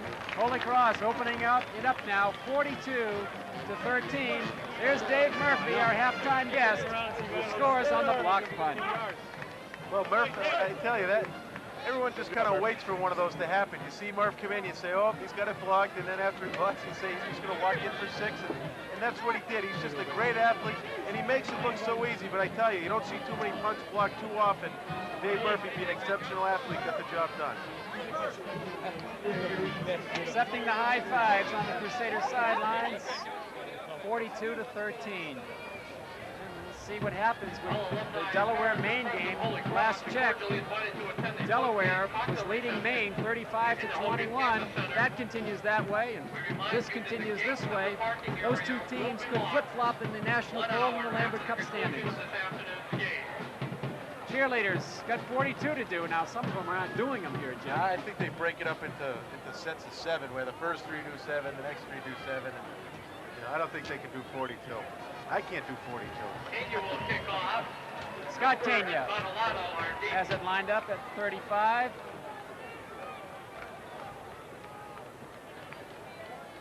Looking up against a low sun at this point. Mid-fall afternoon, Tania looks at Nick Battalato, who's back there, twin safeties with Fred Cooper. Pena's kick is coming down to Battalato at the 8. We'll check it, that's Cooper, out to the 20. And Cooper is stopped there on Maury Bonner's tough hit on the play. Bonner, the speedster, gets to Fred Cooper on the kickoff return. Well, a lot of times Maury will run down the field so fast that he runs right by the receiving guy. He you know, a lot of times he gets his speed so built up. That time, he's supposed to break down about the 25-yard line, put the air brakes on. That time he did and put a vicious hit. Stopped him again right at the 20-yard line. Chris Kovath also helping in on that stop. 1st and 10 for the Bears from their own 21. We have a new quarterback in there. Ball is thrown incomplete. It's Mike Lankitis. Now, Lankitis has been in this game before. He's the one who caught the pass for the touchdown for Brown's first score in the first half on the pass from a halfback option. Danny Clark threw it. Clark, normally their quarterback, was in the halfback slot on the play. So Lankitis, the 3rd quarterback in the afternoon. Clark started. Rich Willis has gone most of the way, and now Lankitis. 2nd and 10 Bears. Lankitis throws it complete at the 30-yard line. Nice reception by Greg Giardi. Maybe a half a yard shy of the first down marker. Right at the 30. They need to cross the 30 for the first down. Call it a pickup of 9. 3rd down and 1 for the Bears. There's the distance between those 2 poles, the down marker, and the first down sticks. 3rd and short. Lankitis has Giroux in motion. Matthews for the first down, across the 30. The ball carrier. Stopped on the play by Matt Fraz. Matt Fraz, one of the Crusaders there. Andy Hertz. Andy Hertz. Joe McLaughlin on Kevin Matthews, the running back for the Brown University Bears. Brown won its only game of the season last week against Cornell. They were in several other games. Now the cheerleaders have confiscated that Brown Bear. Seems to be a gentle bear. Yeah, he does. He's not putting up too big of a fight. 1st and 10 for the 31. Skinner in motion. Blocks for Battalato, who's spun around, and now a fumble on the play. Hit was made by Rich Vlado. Battalato fumbled. Let's see who recovered. And they say Brown University has it. Pickup of about 6 on the play. 2nd down and 4 coming up as we'll take another look at this fumble recovered by Nick Battalato. Yeah, they just try to pitch it out wide, and you're going to see this is good pursuit of the Holy Cross defense as Tim Downing comes in and kind of puts a hand on the football and might have squirted loose, but I tell you, there's a lot of purple shirts in that pile, and that's impressive. 2nd down and 6 as we come back to the live action. Ball out to the 36, 2nd and 6. Mike Lankitis, 3rd quarterback to see action for Brown. Sends Skinner in motion, and Skinner falls down, reverses directions. This is a botched up play, and Downing was there to snuff it out. Also Andy Hertz. Battalato was the carrier. Well, that was one of those plays where you can tell there was going to be a little trouble getting going as the receiver in motion got a little slip and fall, and this was just a busted play that didn't get anything. I think they lost a couple of yards, as a matter of fact, and a little misfortune now for the Brown team. 3rd down and 8. There's the time left, and you score. Holy Cross enjoying the lead here at Fitton Field. Lankitis takes a deep drop. Over the middle, complete. Jeff Abler hauls it in right at the first down sticks. It's going to be very, very close. John Powell makes the stop for Holy Cross, and here's the play once again. There's this little hook pass by the tight end, and you see a lot of new shirts in there for Holy Cross on defense. Number 91, you know, that being John Powell, 44 Josh Schott, 22 Rich Flato, brother of Ron Flato, and there's a lot of new faces out there that will definitely play a big role in Holy Cross's future. Powell, only a freshman, made that stop. They stretch the sticks out, and it looks like they're going to be shy by about an inch or 2 inches. It'll be 4th down. What do you do here, Jim? Well, I don't think they have a doubt. They got to go for it. You know, they might run that little power play, bring a back in motion and just punch it in the middle or a quarterback sneak, but I can't see him kicking it away now. We're in the 4th quarter, 8 minutes, 49 seconds left. Holy Cross with a big lead, 42-13. 4th and inches for Brown. Caldwell is one of the running backs in there, and Skinner is the other. Mike Lenkaitis, 3rd string quarterback, comes up to the line. 4th down and inches. Called Lenkaitis on the keeper, and he falls forward for the 1st down. It looked like a broken play, Jim, but he made it for the 1st down. Yeah, I think it was. I wonder if they might have had a check going where if there was no one lined up on the center, they were just going to do a quarterback sneak, because it looked like the running back saw no one on the center, so they kind of just took a step, not expecting a handoff, but you know, quarterback had other ideas. Lenkaitis took it himself and got the 1st down. Lenkaitis with good size for a quarterback, 6'4", 200 pounds. Battleato gets the handoff and gets about 3 yards on the left side. Making the stop was Andy Hertz, and Tim Downing also helping out. Pick up of 3, 2nd and 7 for Brown with 8 minutes to go in the ball game. Coach Duffner adding on to his wins list today. Passed Rick Carter last week. I wonder who supplies his throat lozenges. Battleato gets the fake, and it's kept by Lenkaitis, who pitches to Abler, who's hit hard at the 46-yard line. A pickup of maybe 2. Koziak was there. Also there for Holy Cross was Ron Flotto. Ron Flotto puts in a good hit. You're going to see here. 4-yard gain.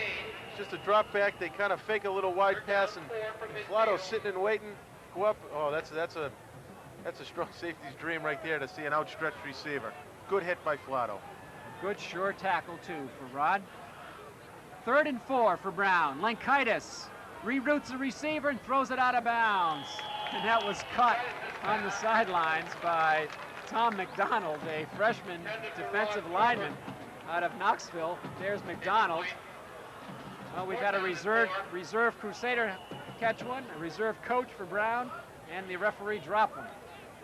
And there's the catch. There it is, first career reception. Unfortunately, it will not make the record books, but he wants it. Now in there is Jim Andrioli's statistics. I doubt it. It's a good fan catching up on some Holy Cross trivia. 7 minutes to go. Play being halted. Just as P.J. Sacco was about to boot it away, they took too long to get the play underway. And they'll march it back 5 more. It's just to clarify that, they usually don't run stats on offensive linemen. Back at the 4th and 9 now, following that delay of the game. Sacco stands at his 30. That's Mark Gallagher at his 28. Good snap.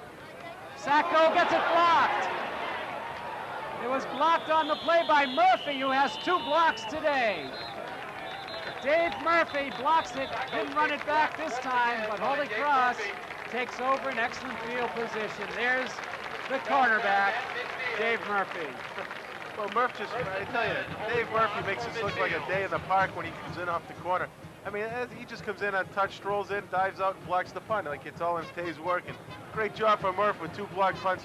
You don't very rarely see a guy block 2 punts in a game, never less 1. And now we have a new quarterback for Holy Cross. It's Mark Roman, the sophomore at 6'1", 185 from Reading, Connecticut. Roman hands off to Segretti. Good run for Joe down towards the 40-yard line of Brown. So Roman comes in with just under 7 minutes to go.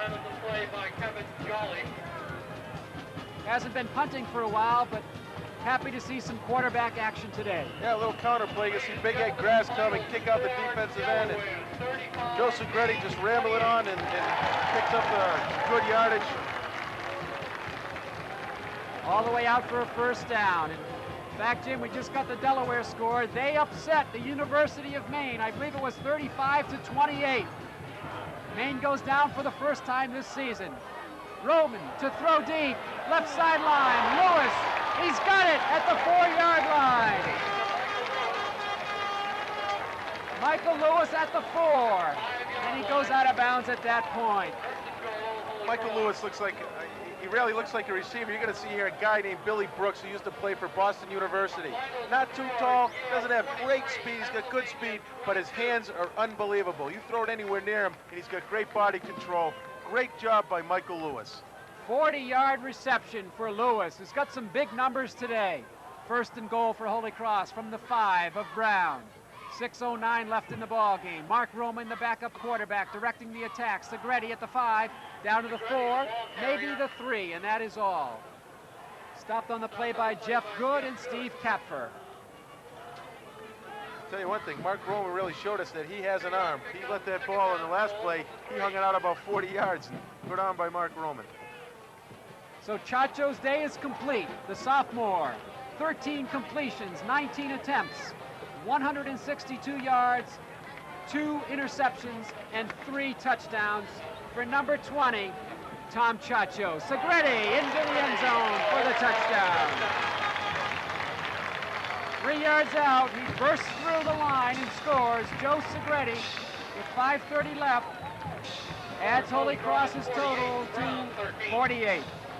Little dive play on the goal line. Again, you get within 3-4 yards, give the ball to Joe Segretti, and you say, here you go, Joe, get it all yourself. And Joe says, I'll gladly do that. He just pops in the end zone for another 6 for Holy Cross. Gallagher will hold. Here's your scoreboard. Kenya back in. Steps back 3 yards. Gallagher calls the signals. And Kenya's kick is up. And Kenya's kick is good. Another perfect afternoon for Scott Kenya. We'll see that last touchdown one more time.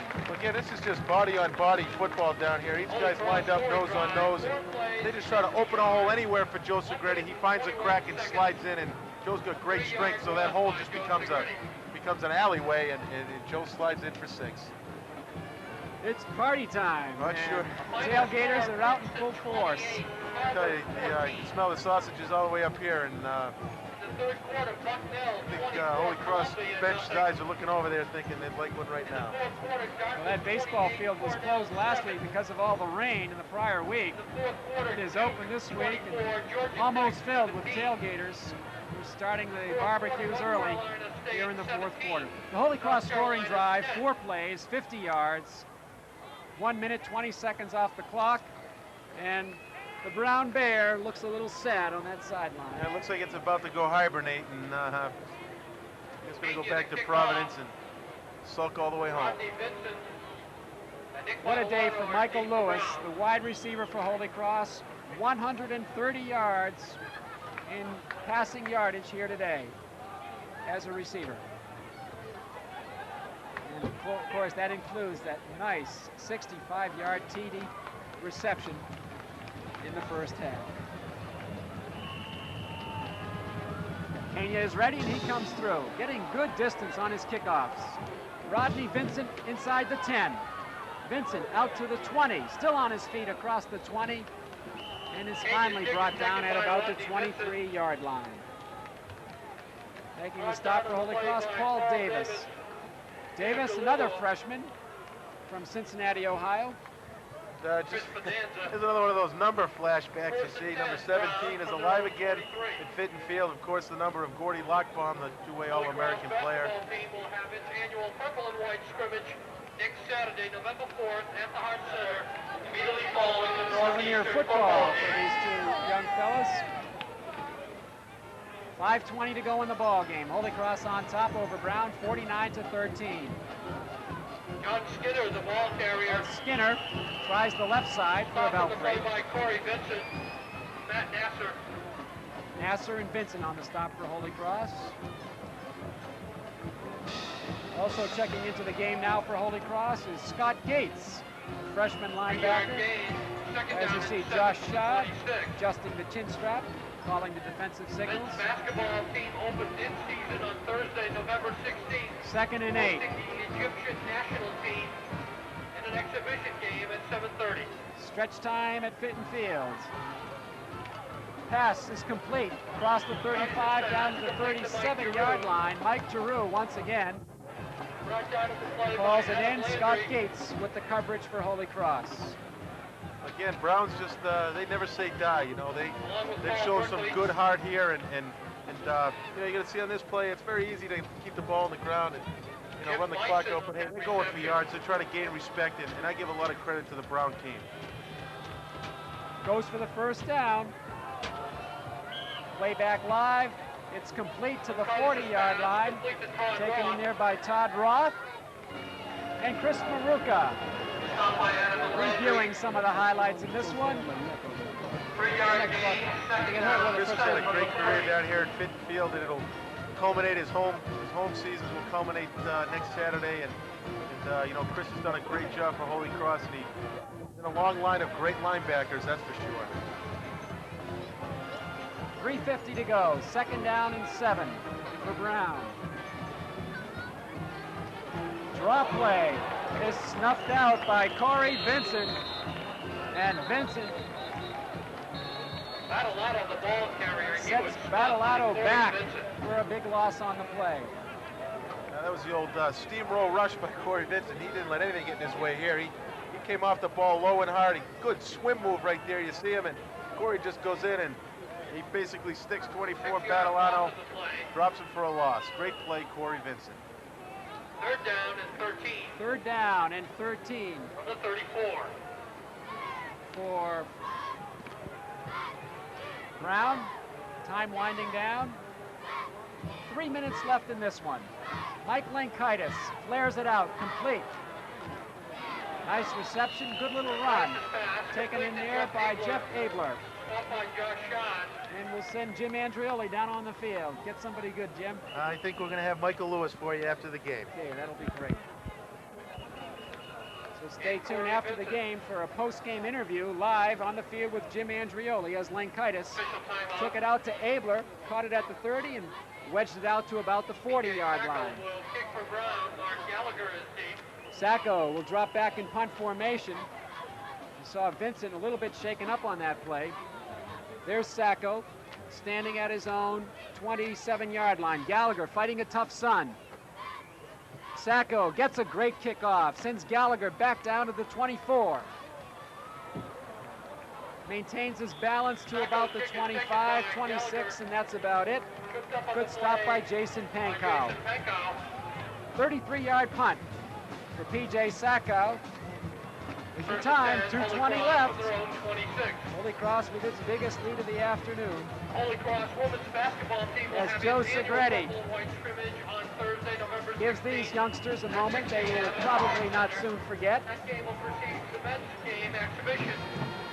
Now we have at quarterback the 3rd Crusader quarterback of the afternoon. It is Chris Sullivan. Chris Sullivan now at quarterback. Sullivan Jerome handed it off to Jerome Fuller. There's Sullivan. Stop by Ron Rimkus. 6'2", 185-pound senior from Birmingham, Michigan. 4-yard gain. 2nd down, 6 from the 30. Pick up a 4 on the play. 2nd and 6 for Holy Cross with 1:55 to go. Don't forget, next week we'll have Holy Cross back here in their final home game of the year against Northeastern. Fuller with daylight in the open.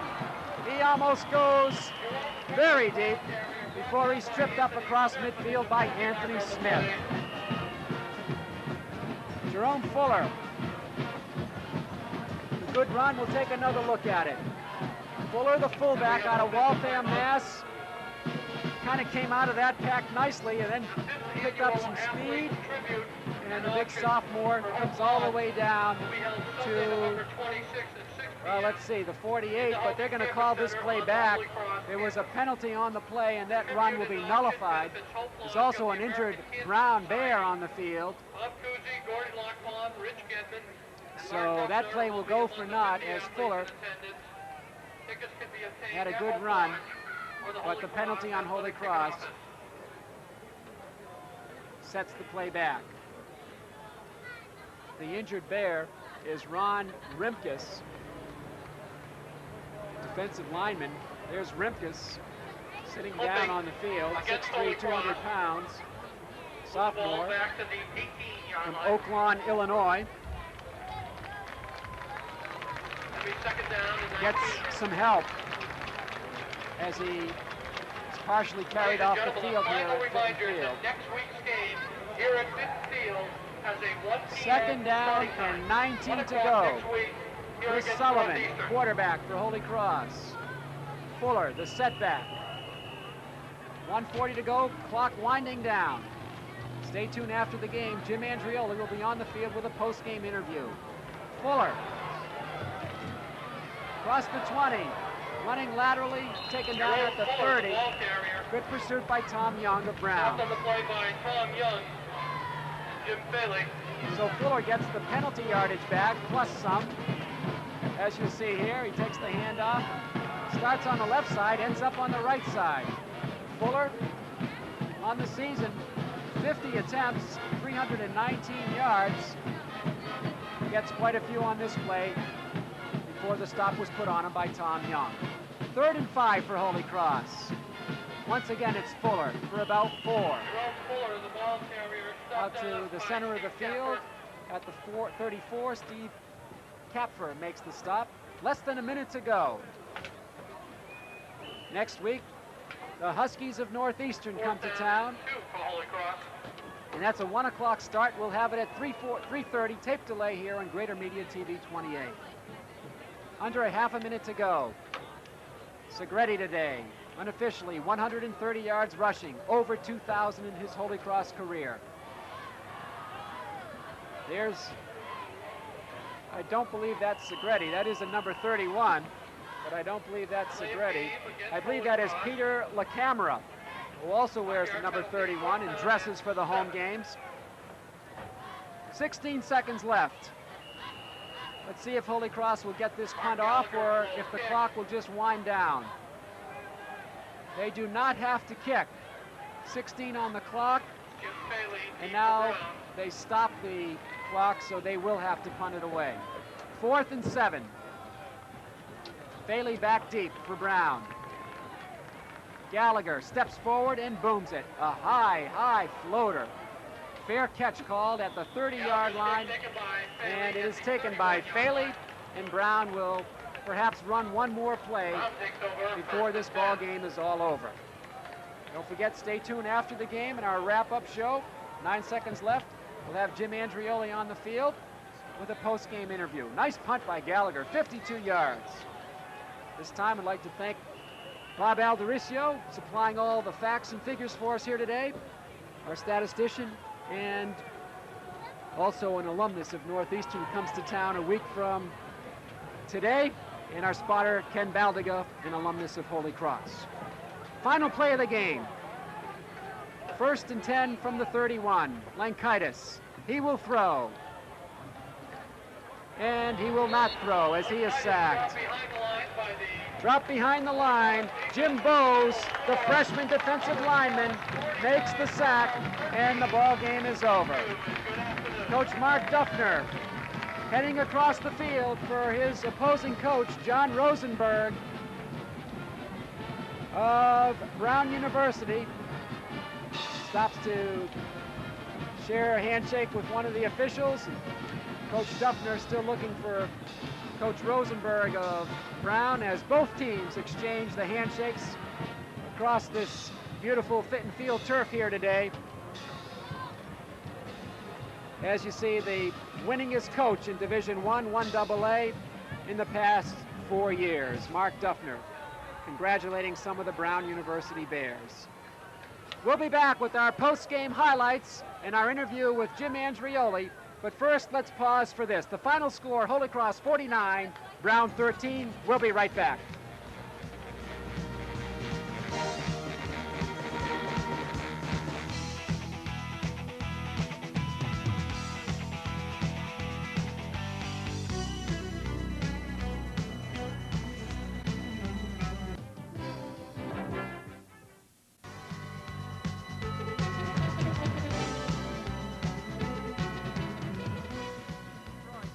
Fitton Field, where Holy Cross has raced off to a big win. There's your score, 49-13 over the Brown University Bears.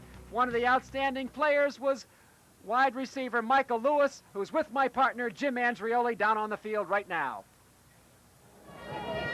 I'm down on the field here with Michael Lewis. And Mike, you had a big game, 45-yard reception. You had another reception down here in this end to set up a Joe Segretti touchdown. What type of defense were they playing that allowed you to do that? They're mostly playing prevent our defense. The DBs were rolling out. They're mostly playing cover 3 also. So it gave us a chance to run out and just get under the ball. Well, Mike, this year you've had a great year. You've shown that you got great hands, great speed. You're able to go up after Church's ball. So what do you think? You think you guys are going to roll in the next couple games? Hopefully. So far, the offensive line have held up. Church is playing a good game. So hopefully just keep it up. Yeah. And how about Church getting you the ball, hanging it out? I tell you, all you got to do is hang the ball out for you, and all you do look like you reach up and grab it. Yeah, he does put it out there nicely. Well, that's great. Well, Mike, you had a great game, and I want to wish you guys luck going into the last couple games, and keep grabbing those balls. Thanks a lot, Jim. Back up to you, Pete. Thank you very much, Jim Andrioli, and what a day from Michael Lewis. Over 130 yards in pass reception yardage here today as the fans make their way up the hill on Mount St. James, leaving victorious as the Crusaders win it 49-13. And we've enjoyed bringing you all the action here live on Greater Media Cable TV 28. I'd like to thank the producers of the show, Jeff Nelson, Bill Jackson, and Bob McElroy. Today's director was Bob McElroy. This is Pete Royce for my partner, Jim Andrioli, the entire TV 28 crew, saying so long from Fitton Field on the campus of Holy Cross College in Worcester, Mass. The final score today, Holy Cross 49, Brown University 13, and we will be with you a week from today, live on tape delay rather, at 3:30 when the Huskies of Northeastern come to town, the final home game for some of these Crusaders, i.e. the seniors on the team. Holy Cross wins it 49-13. Pete Royce for the entire crew, so long from Fitton Field.